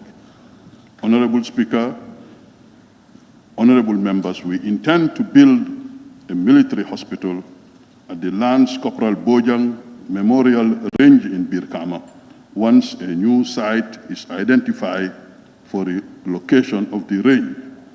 We have no intention to relinquish this property, but to protect it for the use by the Gambia Armed Forces Medical Services. This, as you know, Honorable Speaker, honorable members, will not only serve the armed forces, but will also serve the community of Birkama and the general public at large. I beg to move, Honorable Speaker. We have supplementary questions from honorable members. Birkama North, you have supplementary questions? Yes, to be specific, we intend to build a military hospital once a new site is identified.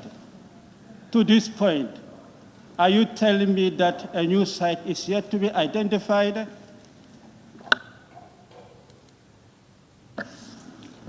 Honorable Member, as I just alluded to a minute ago, the team is working on. They have got several sites, and now we're coming to decisions on where to select.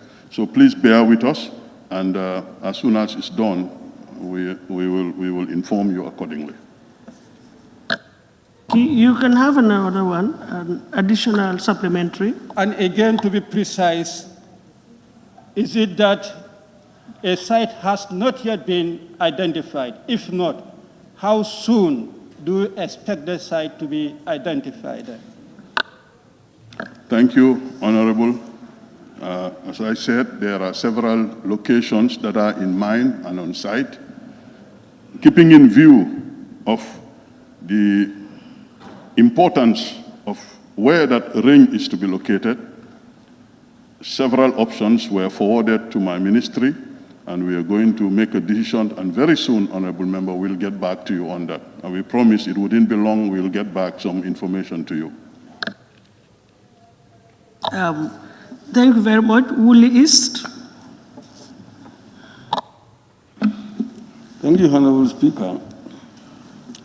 Honorable Speaker, my question is whether there is a buffer between the perimeter fence of the range and the residents nearby, because there is no buffer, the possibility of accidents occurring is there.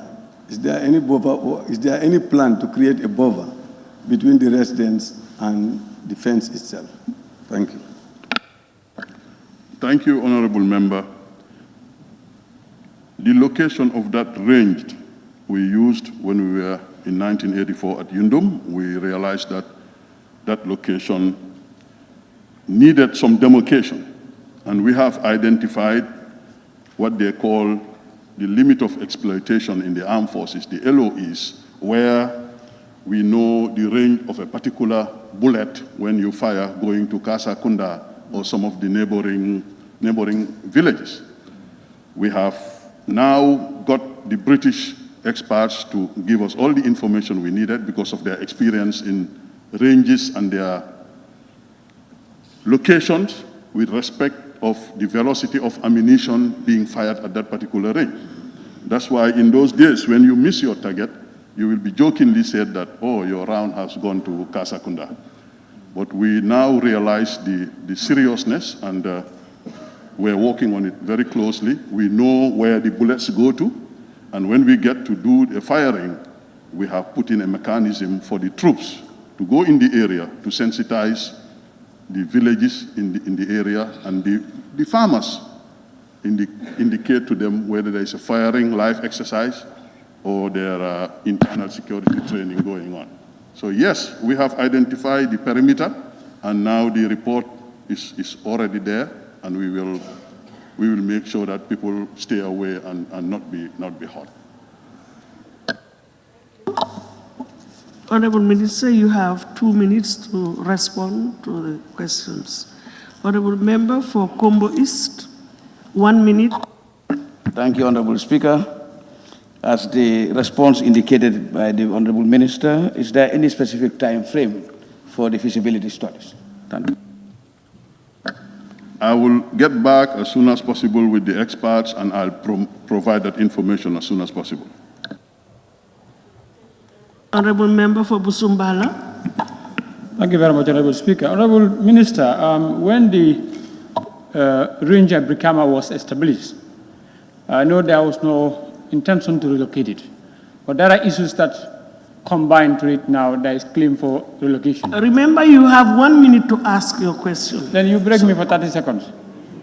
And are you putting into consideration of the issues that prompted for the relocation of range from Brikama to another place to avoid another relocation of range of anywhere you want to put it now? The issues, are you putting them into consideration? Yeah, thank you, Honorable Member. Yes, that is in consideration. That's why we have experts. We just didn't go and do it ourselves. We have people who are quite au fait, like our range in Farafenye, Palodi or something. We make sure that, yes, that is put into consideration. Very much. Honorable Member for Funi Brevet. Honorable Speaker, I would like to withdraw my question. It was adequately dealt with.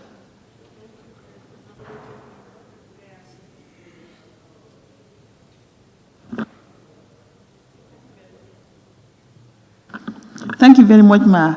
I would like to ask the Honorable Minister, since this is going to be a training, why do they use live bullets instead of rubber? Thank you. Thank you, Honorable Member. Yes, sometimes in the armed forces, we do what they call live firing exercise. We have to be realistic. We have to, this is business. That's why defense and security is something very sensitive and something which is part of our mandate, the armed forces, that in some areas you do some live exercises. Because when, God forbid, you engage into battle, there will be no blank rounds. It's going to be live rounds. So it is part of the CDS's training directives that annually some troops will be identified to do some live firing exercise. That's just the way it happens.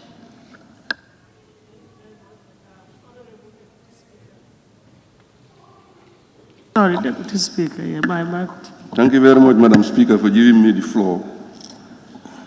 Madam Speaker, the Minister said feasibility study is going on. Which of the areas in the Gambia that this feasibility study captured? Honorable, when I took over as a Minister of Defense, I found that the British Army was engaged, and they have done some exercises with the Gambia Armed Forces, and they have identified several areas in different regions. As I said, I will now be in a process of studying and going into details to see what options among the areas in the country they've got. I have not laid my hands on the project, on the feasibility study, but I know the British Army training came here, did exercise with our armed forces, and they were tasked to look for areas. And as soon as possible, being the chair of the Defense and Security Committee, I promise you that I will get back that information as soon as possible.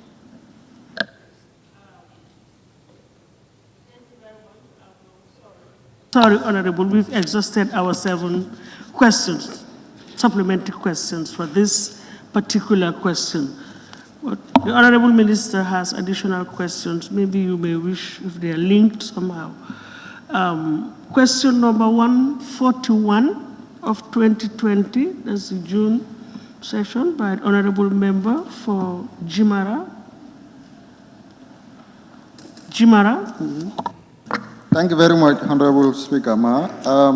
Honorable Speaker, can the Honorable Minister for Defense tell this August Assembly whether there are any joint security agreement signed between the Republic of the Gambia and the Republic of Senegal? And if so, can the said agreement be provided to this August Assembly?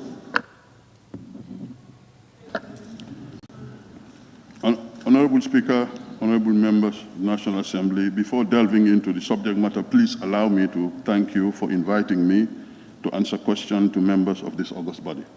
This clearly indicates that democracy is steadily growing, and this is what all Gambians have been yearning for, and it must be jealously guarded. Madam Speaker, honorable members, it is public knowledge that the Gambia and Senegal signed a series of defense and security agreements and memorandum of understanding since independence.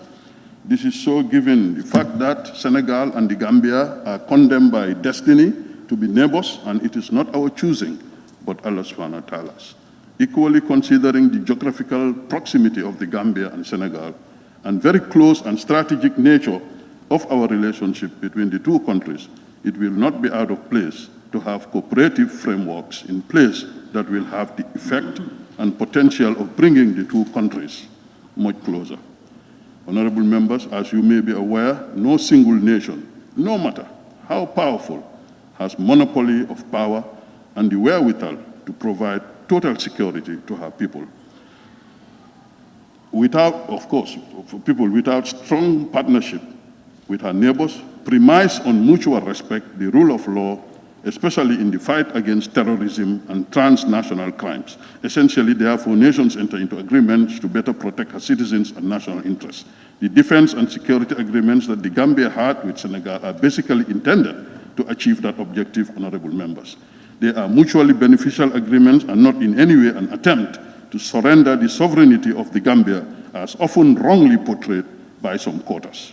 It is within this framework of these agreements that Senegal gave access to Gambian armed forces training slots to come to their prestigious military training institution.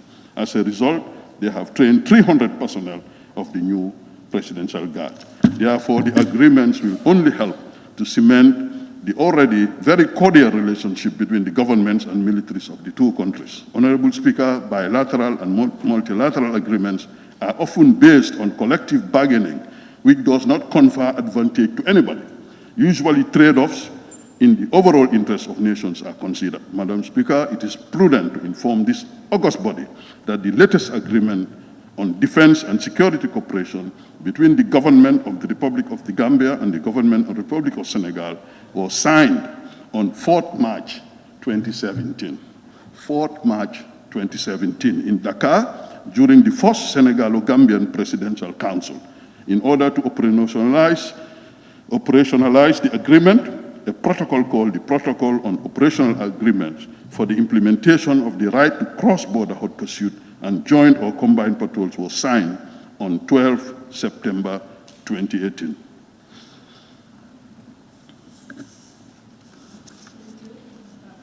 I'm sure, yes, thank you. Thank you very much, Honorable Speaker. I never heard of a Gambian security entering Senegal, shooting a Senegalese. But then you are aware, and your office is aware, some back of 3 months, one can say 3 months back, it happened in URR, where a Senegalese security entered in the Gambia, shoot a Gambian and take that Gambian to Senegal. No, Honorable, I think that is outside the purview of the question. No, what I was expecting was for you to ask the second leg of your question. If so, can the said agreement be provided to the Assembly? That one. No, I'm coming to that question. I have 2 questions. Well, but the issue of shooting is not part of this. But you asked for a security. This is the reason why I asked for this question. Well, you should have been specific.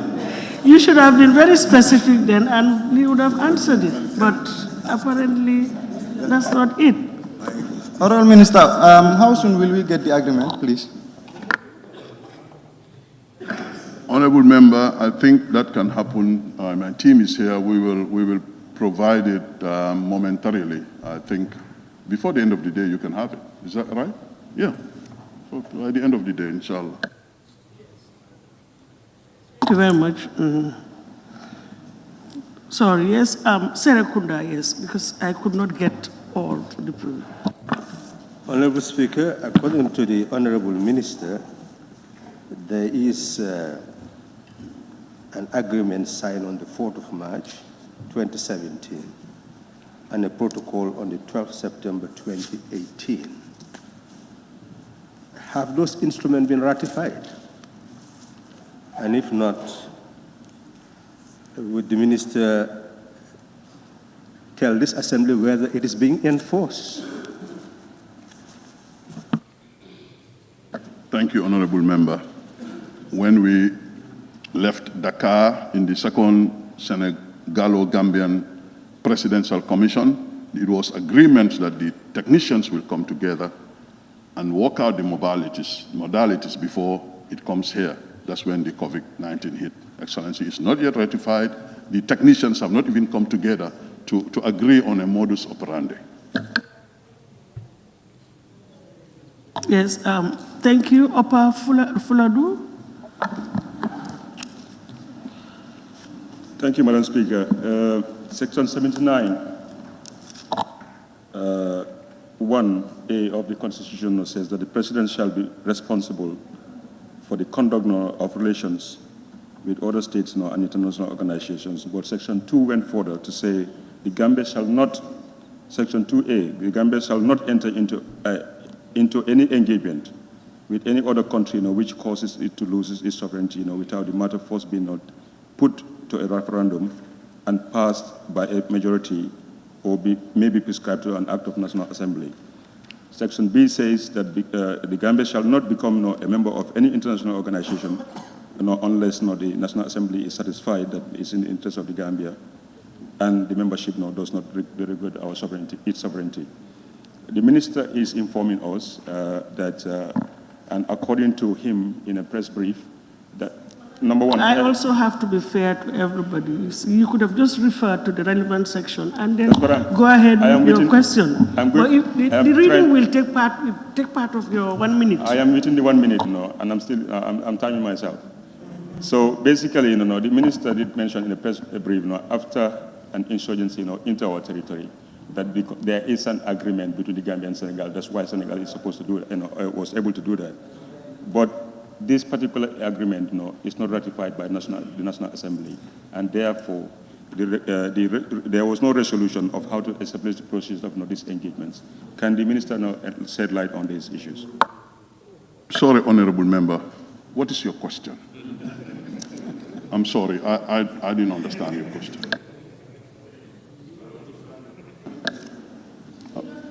I thought the honorable minister did indicate here, I stand to be corrected, that the agreement has been signed but not yet ratified. They're working on a framework and then it will be brought to the National Assembly. Yes, but is that correct or not?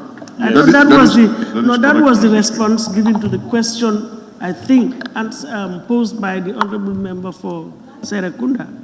Yes, I understand very well. That's why, in my follow-up question, I'm reminding the minister of the relevant provisions on the implementation of treaties or agreements, because according to him, it's because of this agreement that's why a certain practice was allowed.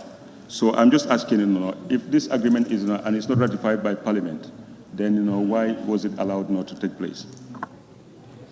Thank you. Honorable, what I've just said is there were a series of agreements since 1965, before all of us were here. We are now trying to put the house in order. There were lapses and issues, and we're trying to fix it. And this is not here, fix it. We're not ready yet. We will get to the Defense and Select Committee on Defense and Security, and what we need to talk to you about is left to you to bring it to the plenary or not. There are certain things I cannot divulge here. Please. I know we have a very strong defense committee, so the team is working very hard. Yes, honorable nominated member, Yakumba. Thank you. Honorable Minister, since we are yet to have the agreement, I just want to ask, is there any provision in this agreement that allows the Senegalese forces to enter Gambia, arrest or take any action on Gambian citizens? Is there any provision, and can you please provide that provision? Is there anything in these agreements?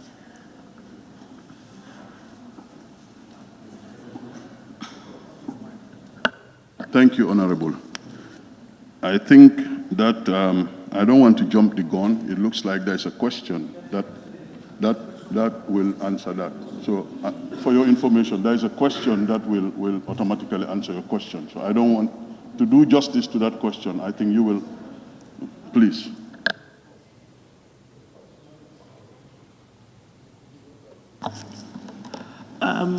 Woolly East, honorable member.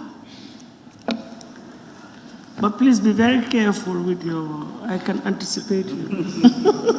No, my questions are very short. Honorable Speaker,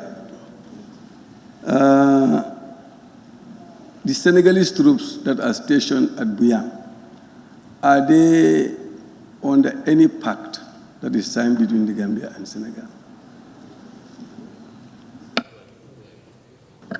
Thank you. Honorable member, as far as I know, That team is part of ECOMIC. ECOMIC was an agreement by presidents of West Africa and ECOWAS, and I don't do much with them other than to find out what they're doing and to pay my compliments to them because their constitutional mandates are different from the armed forces. But there's not part of agreement between Gambia and Senegal that dealt with when we needed ECOMIC to come here during the crisis. That is part of that. Maybe the Defense Select Committee, when we discuss that, can ask us to come to the plenary and explain. Thank you. We can take one additional supplementary question. No? Okay, then I take it we move on then to the next question, which is question number 142 by the Honorable Member for Kiang East. Thank you, Honorable Speaker. Honorable Speaker, can the Honorable Minister for Defense explain to this August Assembly what the Hot Pursuit Pact finalized in Senegal is all about? And can he share this pact with the August Assembly? Honorable Speaker, in addressing question 2, I would like to inform this august body that hot pursuit is a military term which means going after individuals being pursued for unlawful infringement across national borders. It is a very sensitive issue because without an agreement to that effect, chasing individuals across national borders will amount to violation of that country's national territorial integrity.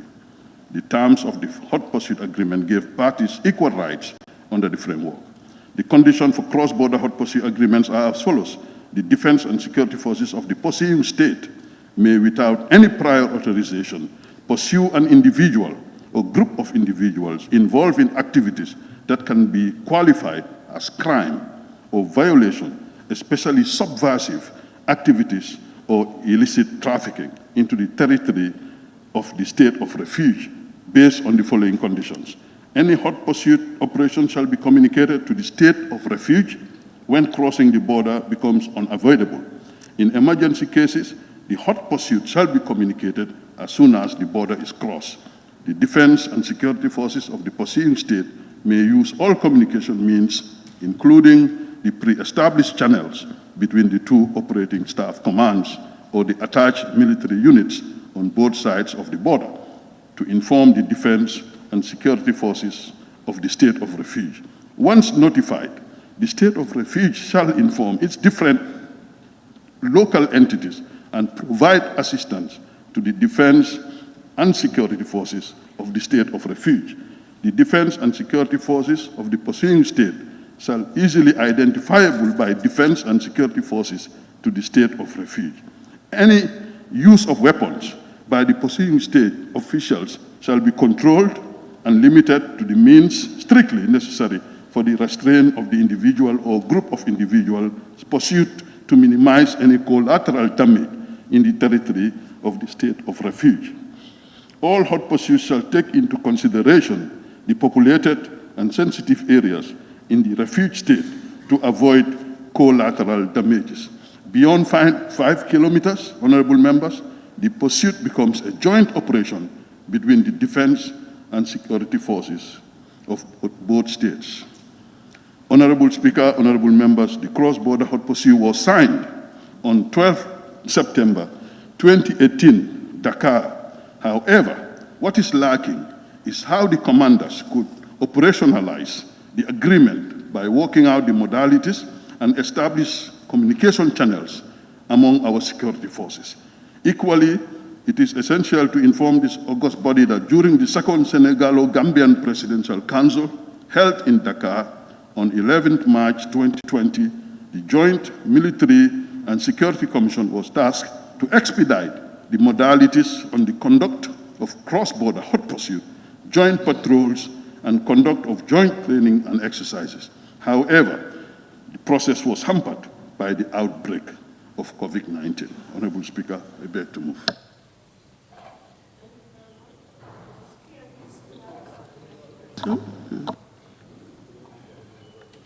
All right.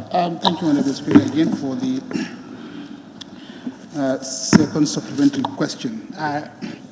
could the Honorable Minister, I'm asking this question because of the incident that happened in Garawal Kuta earlier this year. And I want the Honorable Minister to inform this August Assembly whether this hot pursuit involves the use of lethal force or the use of weapons, even though the alleged criminal poses no threat to the security forces. Thank you, Honorable. Of course, I was not there to determine whether they pose threat or not. I know that I went with my team all the way to the house of that gentleman at Garawal Kuta a few weeks ago, and we're finalizing our diplomatic engagements, and we will inform the Defense and Select Committee and this Assembly on the final findings. I went there with a team all the way to his house, took pictures and did everything, and the reports are going to reveal what went wrong. And we've already engaged the Senegalese embassy, we've engaged the Chief of Defense Staff.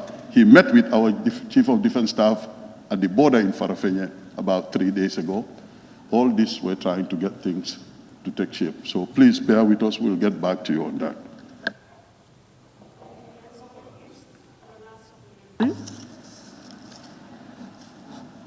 Yes, go ahead. Thank you. Thank you, Madam Speaker. Honorable Minister, this hot pursuit pact is a marriage between two countries, Gambia and Senegal. What are the grounds for divorce? Thank you. Honorable member, the ground for divorce. So you're still trying to show me that you are a runaway teacher. Can you please ask the question? I don't understand what you mean. Thank you. It's an agreement between Gambia and Senegal. What are the grounds for Gambia to pull out? Thank you. Well, I think that answer will be, honorable member, beyond my terms of reference, and as a minister, I think that is, I don't have an answer for you. I'm sorry.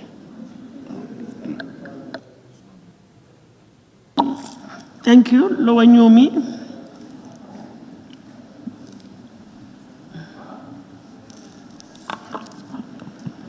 Thank you, Madam Speaker. The hot pursuit philosophy or pact, to the understanding of the laymen, the people, you have 1 minute to ask your question. It's not very satisfactory. This is why that man was asking for the grounds to divorce, because people are not satisfied with the attitude, the profession of the army. Thank you. Actually, Honorable Member, Honorable Minister, that was not a question. It was not a supplementary question. It was a statement that the Honorable Member was making. Unless you want to ask a supplementary question, otherwise we'll rule out that statement. Thank you. What have you done about it since? Because your visit to that place is very late, given the fact that it happened months and then you were just going there yesterday. Thank you, Honorable. If what you would call me going there yesterday, that's fine, but it wasn't yesterday. There were mechanisms that was applied. We have commissioners of different services in that part of URR. When something happened there, the first line of reaction and first line of knowing what's going on. And as I said, there were discussions behind the scenes, both diplomatic and with the armed forces.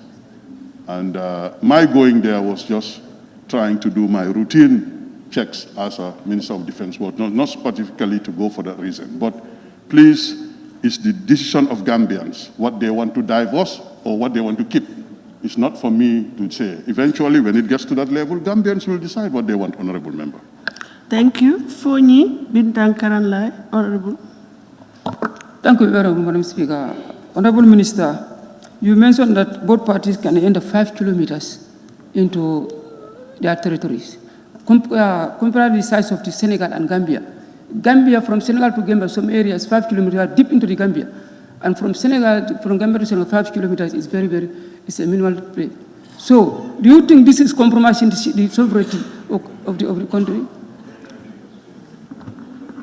It is compromising the sovereignty. Are you asking for the Honorable Minister's opinion, or do you want clarification on? No, I want clarification. Good. Then you reframe your question because you asked, do you think, or what do you think? Okay, is it not compromising our sovereignty?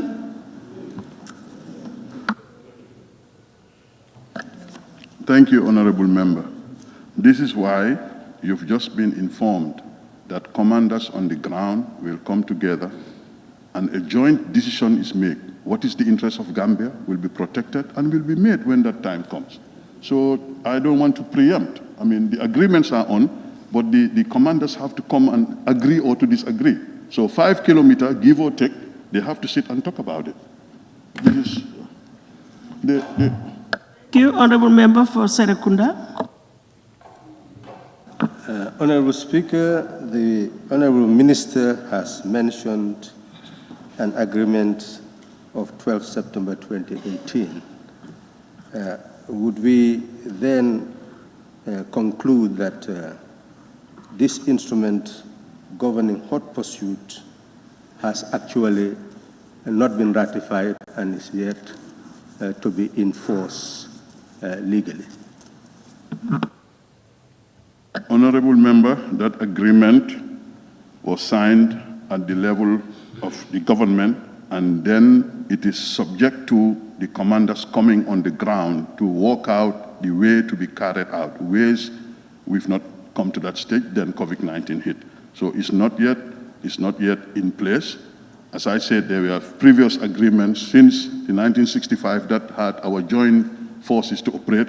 But on this agreement, the first one was signed on 4th of March, 2017 by this new government, and now signed again 2018. And they have asked us to ask the colonels, we are civilians, we are retired, we're not going to be involved in that, but the commanders will come on the ground to work out what to accept and what not to accept. And of course, this committee on, the Select Committee on Defense and Security will be very integral to that, but it's not, we've not agreed on the details yet. We've not agreed. So anything that happened must have been some faux pas, and the government has engaged the relevant authorities to look for avenues of redress and to avoid a recurrence until we agree, Gambia agree that yes, we agree on this, they agree, then we'll do it together. And of course, we will come back here to inform you accordingly.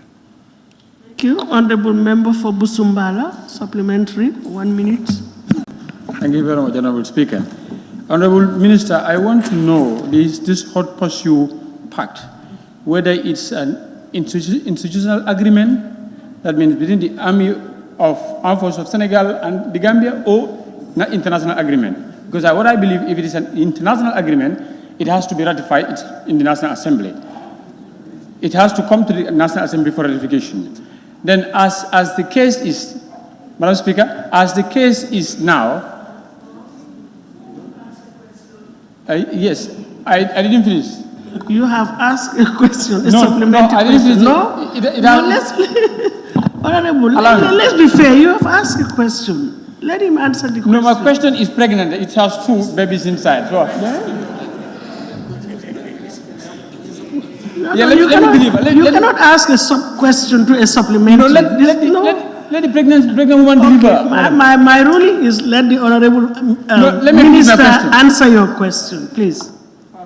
It's part of a question. It's not finished. Can I complete the question, Madam Speaker? Okay, let me withdraw that one. I withdraw the first one. Madam Speaker,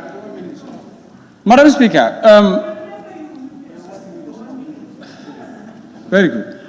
Honorable Minister, based on the cry of the Gambian people expressing their unsatisfiedness of the intrusion of Senegalese forces into the country, would it be possible for your ministry and the government to go back and revise the agreement to avoid the continuation of the Senegalese entering into the country as they are doing? Thank you. Due respect, that's a completely new question.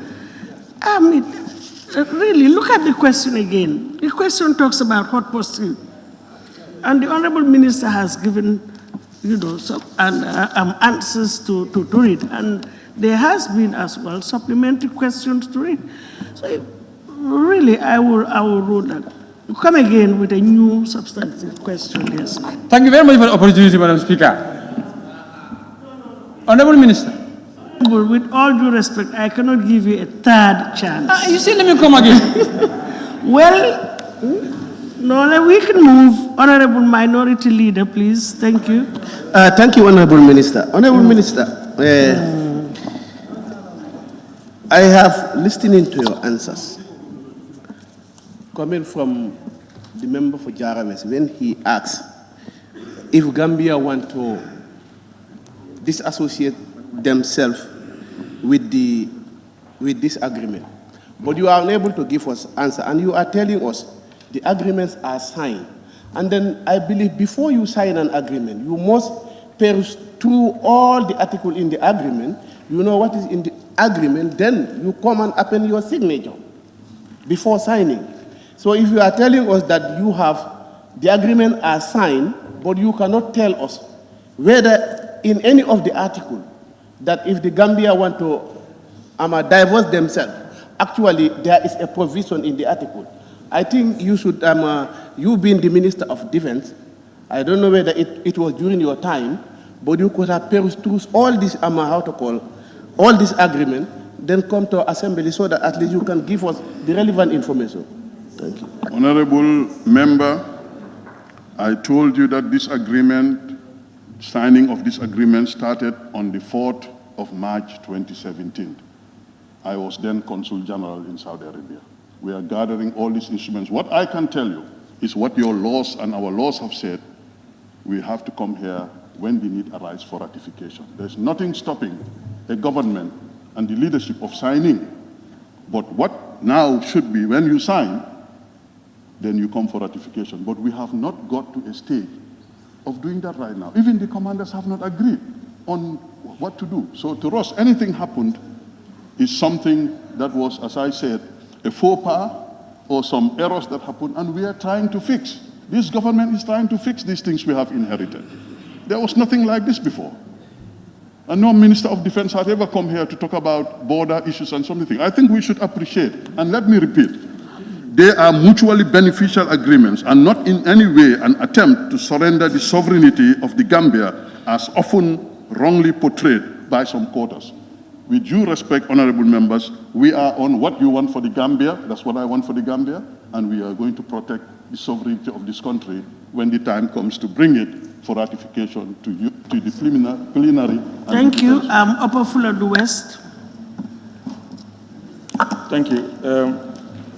Honorable Speaker, can the Honorable Minister, if he has any information on this agreement, since he didn't partake in the initial signatures, can he shed light on the limitations of the framework or the parameters of what is contained in this agreement as pursuits are concerned? Yes, I think that's the question. Honorable Member, I think, unless if I am allowed to read it again, I've already read the conditions of our agreement. Until when I concluded, we talked about 5 kilometers into each other's country. If I am allowed, I can read again the agreement on hot pursuit. Already done that, so that will amount to a repetition. I don't think it is necessary. See, we avoid this rephrasing of questions and just ask direct. For the last time, I will allow it, but please, next time, let's try. Yes, the minister did inform us about some of the limitations. I'm asking him, is that the only limitations, or there are other limitations? Given our geographical standing in this agreement, Gambia is surrounded by Senegal. Maybe Senegalese can run from Senegal into other jurisdictions, but Gambians cannot run from Gambia. But don't you think that when the agreement comes before the National Assembly, you will have more than enough opportunity? As I said, the Defense Committee is very strong, and I'm sure you're looking forward to that. So let's wait for that time. Thank you very much.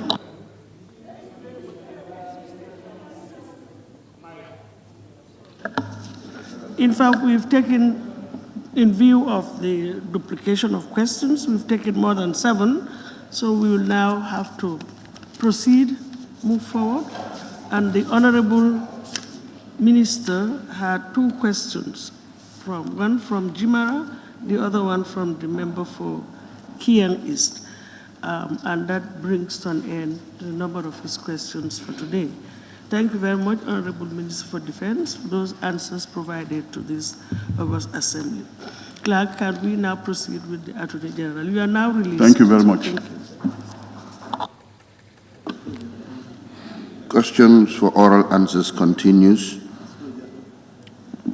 We now proceed with the Honorable Attorney General and Minister for Justice.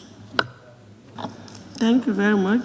Questions for which due notices were given to the Honorable Attorney General and the Minister for Justice by honorable members for oral reply.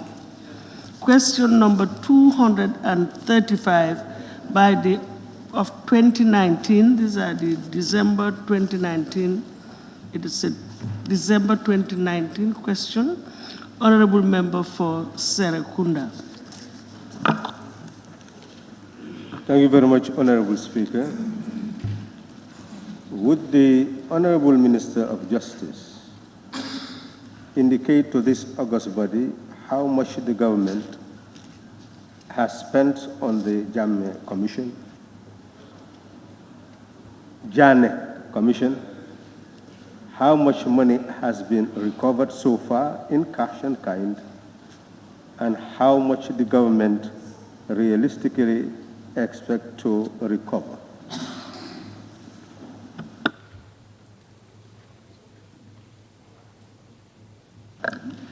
Thank you, Honorable Speaker. Good afternoon, honorable members. I thank the honorable member for Serekunda for his question. Madam Speaker, as at 15 June 2020, our records at the Ministry of Justice indicate that at a total cost of $116,909,077 associated with the Jane Commission recovery effort between July 2017 and June 2020, we have recovered a total amount of $1,110,239,227 net, as well as an additional amount of $88,535,000 net committed but still outstanding. The recoveries have all been paid into a designated special recoveries account at the Central Bank of the Gambia under the control of the Ministry of Finance and Economic Affairs, except an amount of $50 million, which was paid directly to the TRRC Victims Trust Fund as government's initial contribution to the fund. The total amount includes the proceeds of sale of some assets, payments made by some individuals against whom adverse findings were made by the Jane Commission, and other monies generated from the activities of the Jane Commission itself. Madam Speaker, I am proud to say that even at this early stage of recoveries, this is by far the most successful assets recovery exercise ever undertaken in this country. With just over 11% of the total properties sold, we have almost reached the $1 billion target we had expected to generate from the sale of all the properties forfeited to the state, and have already surpassed this figure in our overall assets recovery efforts. A full report of the process will be submitted to the government together with an audit report of the entire process at the end of the exercise, and the government will be glad to share these with the Assembly. Madam Speaker, I am not sure what the Honorable Member for Serekunda means by in-kind recoveries. Perhaps he could help clarify what exactly he means by this. In any event, we have attached to this response an inventory of items marked A that have been recovered from the former president. Madam Speaker, with regards to the total amount the government realistically expects to recover, this is proving difficult to ascertain at this point in time as we continue to exceed expectations in the sale of the assets. I am, however, advised that based on the current process of sale, we expect to raise at least $1.4 billion from the assets already identified for sale. However, this amount may increase if the Ministerial Task Force adds other properties to the list of assets to be sold. May I also add that this is based on the assumption that the COVID-19 pandemic will not have an impact on the sale process, as some purchasers may rely on bank financing to purchase the assets. Meanwhile, Madam Speaker, we are also vigorously pursuing other leads outside the country arising from the Janneh Commission inquiry. For instance, a lead from the Commission proceedings have led to the recent discovery of millions of dollars, which has now been frozen in a foreign bank account pending the conclusion of our efforts to return the money back to the country. This is, of course, a more complex process and obviously requires a high degree of confidentiality pending the final outcome. We are working with a number of foreign governments and partners that are assisting us recover this money. Others outside the country have also reached out to initiate discussions on possible return of some monies back to the country. The two most important points to take home at this moment is that A, some money has been discovered in a foreign bank account, and B, that the foreign bank account is now frozen as we understand it. Thank you, Honorable Speaker. Honorable Minister. Yes, Serekunda, you have two questions. Speaker, the first leg of the question is still hanging, Honorable Speaker. That is, how much has actually been spent? Look at the first leg of the question. How much has actually been spent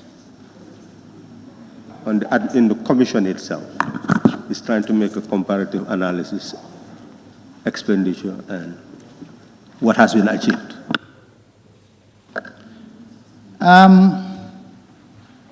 It is difficult to tell you exactly how much is spent at this time, and that's because, unfortunately and regrettably, the commission payments, some of the commission payments were being done in arrears. And as I am standing here right now, there is still some payment outstanding to the commissions. They have been on my back, but I believe it will be resolved, or it has been resolved in the course of this week. I think after this week, hopefully when the final payment is made to the commission, I will be able to provide you with the expenditure on the commission exclusively. Thank you. Well, I believe in terms of the presumption, in terms of kind, that's precisely what was meant by kind, cattle, and everything else that is not cash. And since that is given, the question is answered. Thank you very much. Lower Salum. Thank you, Honorable Speaker. Honorable Minister, did the Commission has the mandate to sell the former president's asset? According to the Commission, they did. Thank you very much. Ilyasa. Thank you very much, Madam Speaker. Why do you pay $50 million to TRRC? Why? Who authorized you to do that? Well, the government decided. With the TRRC? The government decided to contribute towards the Victims Trust Fund of the TRRC, and it carried a huge symbolic value for this amount to have come from the proceeds of sale of the former president, who, in our view and based on revelations of the TRRC, was at the center of the human rights violations and abuses. Opa Nyomi. Thank you very much, Madam Speaker, for giving me the floor. Madam Speaker, could Honorable Minister explain by what he means by other money generated from the Janet Commission activities? Exactly what are those activities, if you can please explain? Well, those activities include the sale of the cattle, the sale of some tractors, and some other vehicles. I think I have reported on that previously before this assembly. It's basically the activities that the Janet Commission undertook while it was still conducting its proceedings.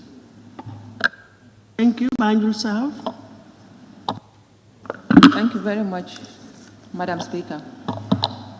It is a noble gesture returning the revenue accrued from this commission, but I would like the Honorable Minister to tell us who, he said that there are some committed and still outstanding, from whom, and also to provide to this August Assembly the full list of the people that have bought the assets, a full list and the prices that they have paid. Thank you. I think that is included in one of the responses already provided to you in terms of those who purchased the assets and the valuations. Yes, they are included on your list. In fact, it's right there at the top of in your hand. Yes. Informed that the question is part of another question, so let's not preempt the answer yes. So if you can just withdraw the supplementary question so we can give chance to others and wait for the other one. No, you cannot have your cake and eat it at the same. I will not. Otherwise, you may lose the other opportunity. Because so why don't you just withdraw this one? We wait for the other one, and then you can bring it on board. There's one part that is not answered. It's the one that says that there are some people committed. He said in his answer, there are some committals. I would want him to tell us from whom and how much. The how much is already in there. It's 88,535,000. The class of persons who have committed what's still outstanding are principally two. There's one category who have negotiated with the government to pay on the basis of the Janet Commission report. We have been flexible in that because our primary objective is recoveries. They have made part payments. There is an agreement for them to make payments later. There is also a second category, that is those who have already purchased these properties. Some of them, unfortunately, ran into difficulties, particularly under the COVID situation, and they requested for a flexibility on the part of government to allow them some time to complete the payments. We allowed that. So those are the two categories who are committed but still outstanding. Thank you. Jara East.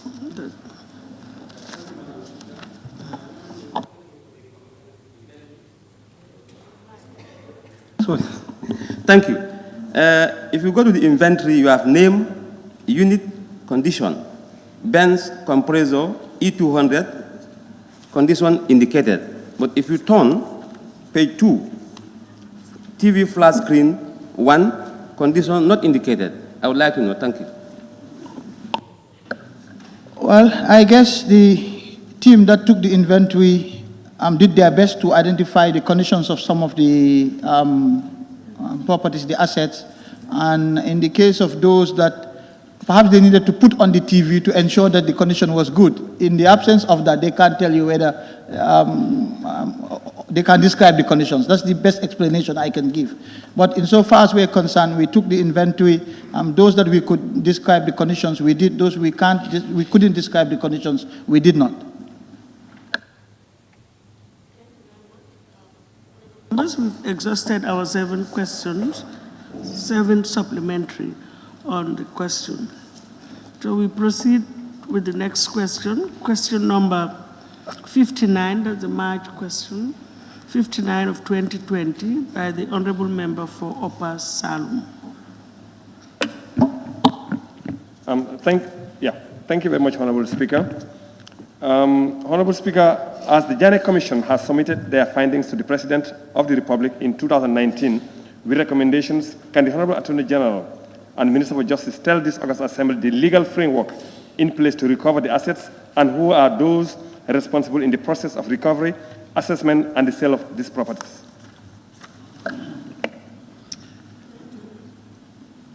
Honorable Speaker, following the submission in March 2019 of the report of the Janet Commission, His Excellency the President, in line with Section 203 of the 1997 Constitution, published in September 2019, his comments on the report in the form of a government white paper, accepting almost all of the recommendations of the Commission. The white paper was also gazetted. On the advice of the Attorney General, the President established a ministerial task force comprising the Ministers of Justice, Local Government and Lands, Tourism and Culture, and Agriculture to, among other things, determine what actions to be taken in respect of the forfeited properties of former President Jammeh and his close associates as recommended by the Commission, i.e., to decide on what properties to be disposed by sale or retained for other government use, and to generally handle pending third-party claims against some of the said properties. Another interministerial task force was simultaneously established at the technical level to advise the ministers on their decisions. It comprised the Solicitor General and the permanent secretaries at the Ministries of Finance, Local Government and Lands, Tourism and Culture, and Agriculture. The ministries constituting the task force were selected based on relevance, starting with the Ministry of Justice, which has overall responsibility for the assets recovery process. The Ministry of Local Government and Lands, which naturally deals with land matters in the country, and a substantial number of the properties forfeited were state lands, while other properties were situated in the tourism development area or are agricultural land, which explains the inclusion of the Ministries of Tourism and Agriculture. In July 2019, based on the recommendation of the Commission, Alpha Capital Advisory, a reputable local chartered accountancy firm, was appointed to take over from Augustus Prom, another reputable local accountancy firm. The latter was the receiver I appointed when the said assets were frozen by the High Court pursuant to the Anti-Money Laundering Act of 2012. Alpha Capital Advisory was thereafter instructed to liquidate the properties identified for sale by the Interministerial Task Force. The Ministerial Task Force has initially identified for sale 44 properties belonging to former President Jammeh, 15 properties that belonged to Baba K. Job, which were forfeited to the state after his conviction in 2004, but taken over by President Jammeh, and 7 properties that belonged to General Saul Bayi, all mainly in the Greater Banjul area and the West Coast region. 11 properties were identified for possible government use. The task force did not take a decision on some other properties, pending an inspection of the properties. That inspection is yet to take place. The list of properties to be sold, together with the valuations for each of the properties commissioned by the Janet Commission, was shared by the Ministry of Justice with Alpha Capital for the initiation of the sale process. All the said properties were inspected, identified, and pictures taken of them. The properties were to be sold by way of closed bids. Guide prices were then established through a revised valuation of these properties. This was conducted by an independent professional valuer with support from representatives of the Department of Lands and the Sheriff's Division of the High Court, who had prepared the initial valuations at the instance of the Commission. The services of a web design company were engaged to create a website which was used to advertise the assets to be sold. The information uploaded includes pictures of the assets, their descriptions, dimensions, and guide price. Bidding forms and copies of the newspaper advertisements were also uploaded on the website. Due to the large number of properties identified for sale, the properties were to be sold in phases. The properties were also advertised in the local newspapers as follows. In phase 1, the advertisement ran from 4th September with a deadline of 18 September 2019. The second phase ran from 7th October with a deadline of 25th October 2019. And the third phase ran from 18 November with a deadline of 2nd December 2019. To attract a wider clientele, especially for international participation, the advertisements were uploaded on the website. Bidding forms were also available at the reception of a designated address for potential buyers to submit their bids at the said office. For bids received in hard copy, details of the bidders were collected, their names, their addresses, their contact numbers, and email addresses. The envelopes were signed to confirm their sealed status, collected and kept in a secured safe. The completed bids were to be either hand-delivered by envelope to the designated address or sent by email to a domain, which is password protected. Bids were closed to the public in accordance with the prescribed terms and conditions. The opening of the bids coincides with the respective closing dates as advertised.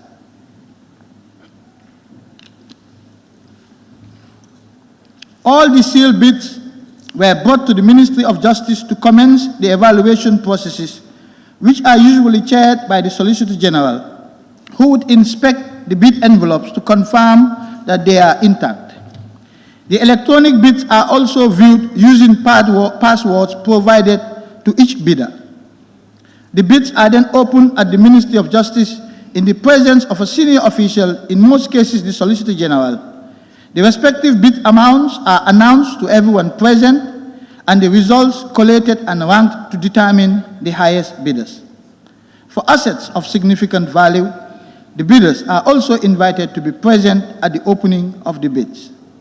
A brief report of the results is immediately shared in writing with the Solicitor General via email.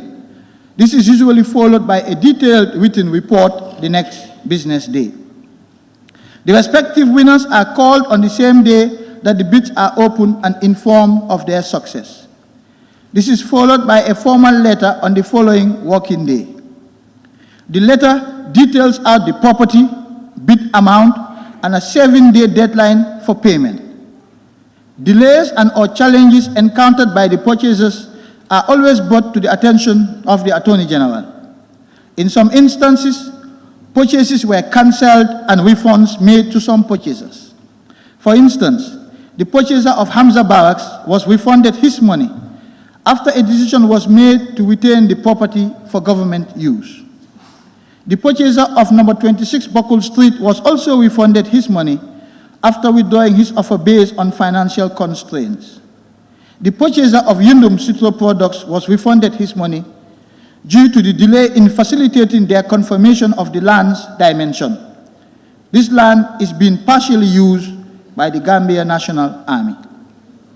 For properties sold but with occupants, adequate eviction notices of at least 6 months were issued to the occupants to vacate the properties so that the purchasers can take vacant possession.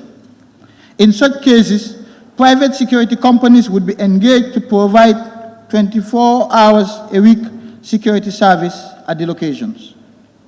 The sale of the 32 properties and equipment and company shares that belong to Mr. Mohamed Bazi has so far generated $855 million net. This has been paid into a designated special recoveries account at the Central Bank of the Gambia under the control of the Ministry of Finance and Economic Affairs, except, as I said, an amount of $50 million which was paid directly to the TRRC Victims Trust Fund as government's initial contribution to the fund. Madam Speaker, honorable members, on pages 6 and 7 and part of 8, you will find the list of properties that were sold in the different phases. 14 properties were sold in phase 1, 6 properties sold in phase 2, and 12 properties sold in phase 3. Madam Speaker, the ministerial task force was also mandated by the President to handle pending third-party claims against some of the forfeited properties as recommended by the Janneh Commission. Madam Speaker, this is the procedure and framework in place for the recovery of assets pursuant to the recommendations of the Janneh Commission. Allow me to add that the said process has been very satisfactory in terms of both the transparency and the outcome. I thank you. Very much, Honorable Attorney General and Minister for Justice. Honorable Member for Upper Salum, you have any supplementary question? Yes, only one, because I think he gave me more than what I asked for, but it's okay. Now, the only question I have is on the page 5 of the answer, where he said, for properties sold, but the occupants, adequate eviction notices of at least 6 months were issued to the occupants to vacate the properties so that the purchasers can take vacant possession. So I would just like to ask the Honorable Minister, what exactly are you doing to ensure that that's been done? Because I'm a victim. Sorry, is your question what exactly? Are you doing to ensure that they give at least a minimum of 6 months for property that are already occupied? At least, yeah. Well, clear express instructions were given to my staff, actually, to the personnel who in my office is the focal point for these activities. And I have been assured that the 6 months notices were given to each and every occupant of these properties. If you tell me that you're a victim, well, please do bring it. You've brought it to my attention now, but I would like to have further details so that I can take this up with the personnel in my office. Thank you. Member Yakumba. Thank you. Thank you.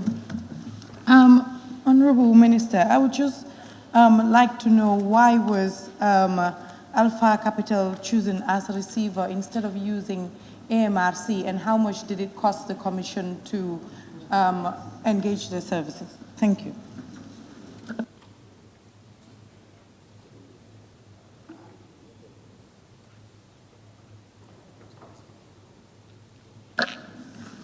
Thank you, Honorable Member.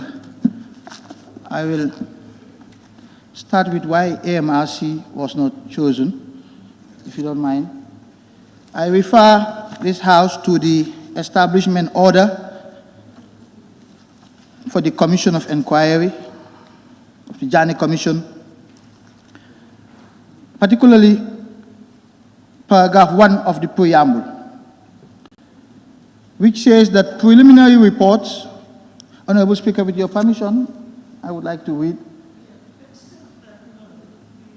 The standing orders indicate not more than 2 minutes, but I think this is important, so I can use my discretion to extend the response. Yes, just very briefly. Not more than 5 minutes, please. So I wouldn't be more than 5 minutes. Also have a chance. Thank you.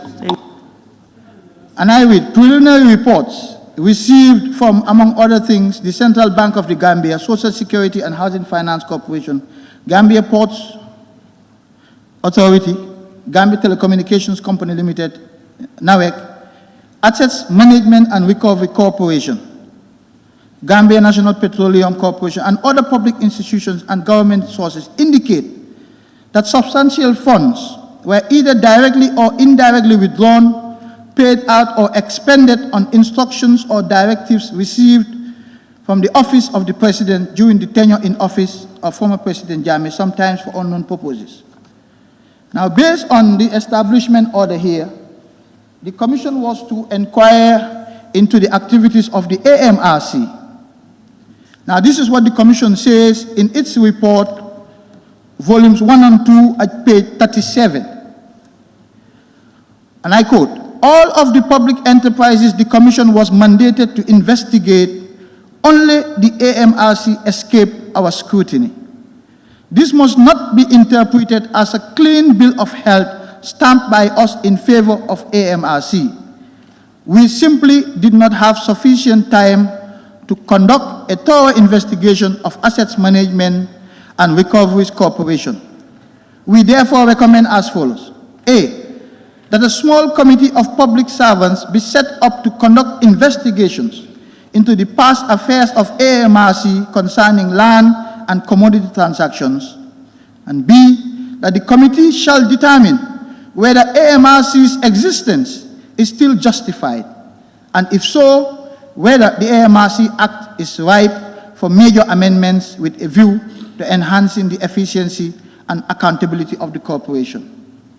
In view of these reasons, we couldn't entrust this activity to the AMRC because they, as the Commission recommended and as the government also indicated in its establishment order, should be investigated.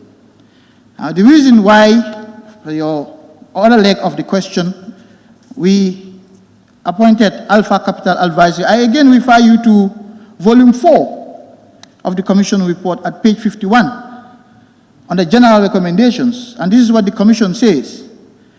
KGI and all business entities under it should be liquidated. A liquidator should be appointed other than the receiver previously appointed by the High Court. So based on these two reasons, we appointed Alpha Capital to conduct this assets recovery exercise on behalf of the government. Thank you. Thank you very much. Sorry. I think there was a third element. How much was paid to Alpha Capital?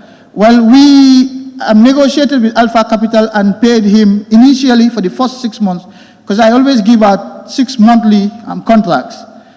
In the event we need to stop the process, we don't have to tie ourselves down to a longer period. We negotiated between 5 and 10%, and as the sales are progressing, we are seeing the profits that were being made. We decided on subsequent extensions to peg it at 5%. If you compare that to what we paid to Augustus Prom, which was 10 to 15% during their tenure as receivers, but even better if you compare it to what we are paying the partners who are assisting us with the recovery of assets outside the country, where we are paying between 15 to 20%. Thank you. Fonyi Bintang Karanlai.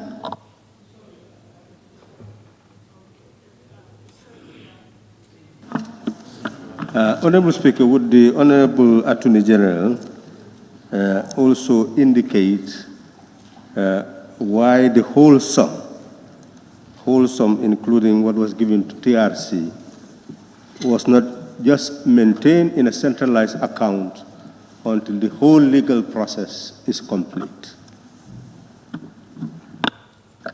Due to the fact that those with adverse findings do have the right to appeal.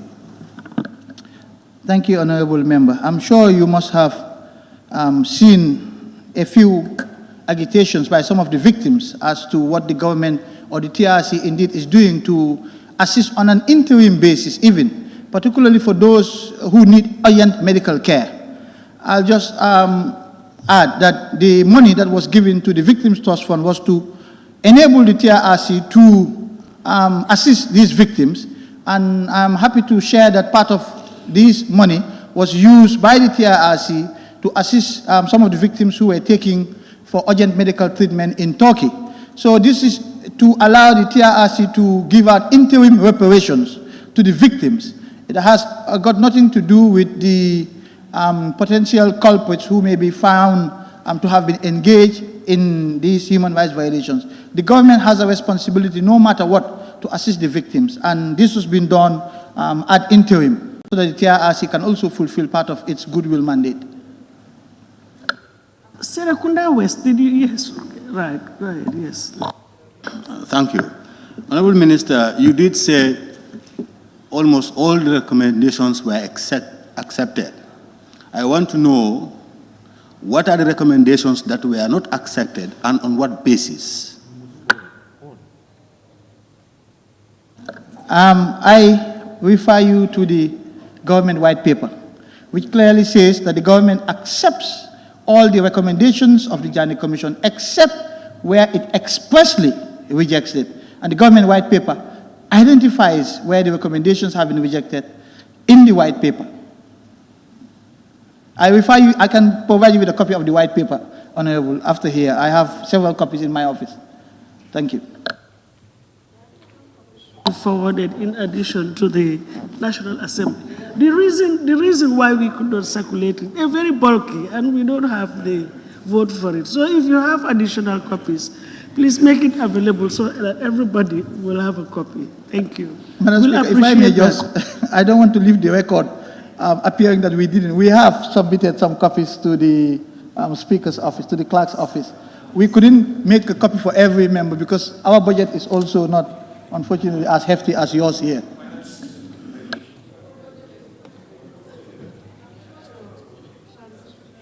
System fund should be able to accommodate that. Okay, thank you very much. Madam Speaker, I want to remind you that yesterday around this time you gave us the leave to go and have lunch and also pray, come back after an hour or so. But the question I want to put before you grant us leave is, given the recommendation that was made for the AMRC, what steps have you taken to move to investigate or find out about the AMRC? Well, various options have been considered. As I said, there is an interministerial task force already constituted to look at pending third-party claims as well and to basically oversee this asset recovery process. It may be that we will use this task force to carry out the Commission's recommendations, or there may be another task force. But so far, not much has been done on that score.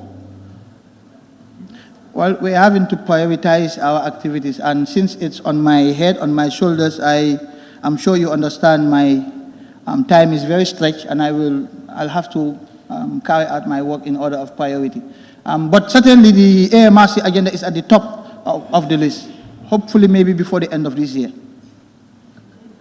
Minority, I'm mindful of your intervention. Thank you. Thank you, Honorable Speaker. Honorable Minister, on your answer on Honorable Mbow's question, the third page, where you have 44 properties belonging to the former president, 15 properties that belong to Baba K. Job. Okay, if you go to the other paper that you submitted, that is Mark Exhibit B, where you have properties of Baba Job. I can see there is some sales there. So here it is indicated properties of Baba Job. In this case, the sales, where does the proceeds go? The proceeds of the sales of property, the properties of Baba Job. Well, I mean, as you widely quoted me, the idea is just to identify the description of the property so that we all know what properties we're talking about. But these are properties that were forfeited to the state. In fact, there was a double forfeiture order. One by the High Court, which after convicting Baba Job, forfeited the properties to the state, and two by the Commission on its own findings against Baba Job. So this is just to aid us in terms of identifying the properties, because the Commission in its findings separated the properties of Jammeh and those of Baba Job. And we just wanted to be consistent in that. But it makes no difference. As far as we're concerned, there are properties that belong to former President Jammeh ultimately, and there were orders to forfeit them to the state. Thank you. Jara East.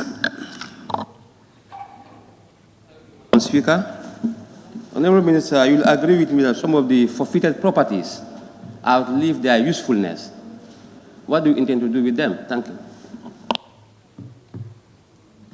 Well, I suppose that is why we have this interministerial task force with another task force at the permanent secretary level to advise. They have just concluded their report on what we should do with the rest of the properties. The ministerial task force is scheduled to meet either tomorrow or early next week to consider the task force of the technical level on what we should do with each of those properties. Honorable members, I think this is a convenient point for us to suspend the sitting, go for a short break, and come back for the June questions for the Honorable Attorney General. We would have proceeded, but we still have about 3 or 4 additional questions for him, and it's not likely that we'll be able to finish that before 3 o'clock. That is in half an hour's time. So I think it's only fair we go for a short break and come back in an hour's time at 3:30.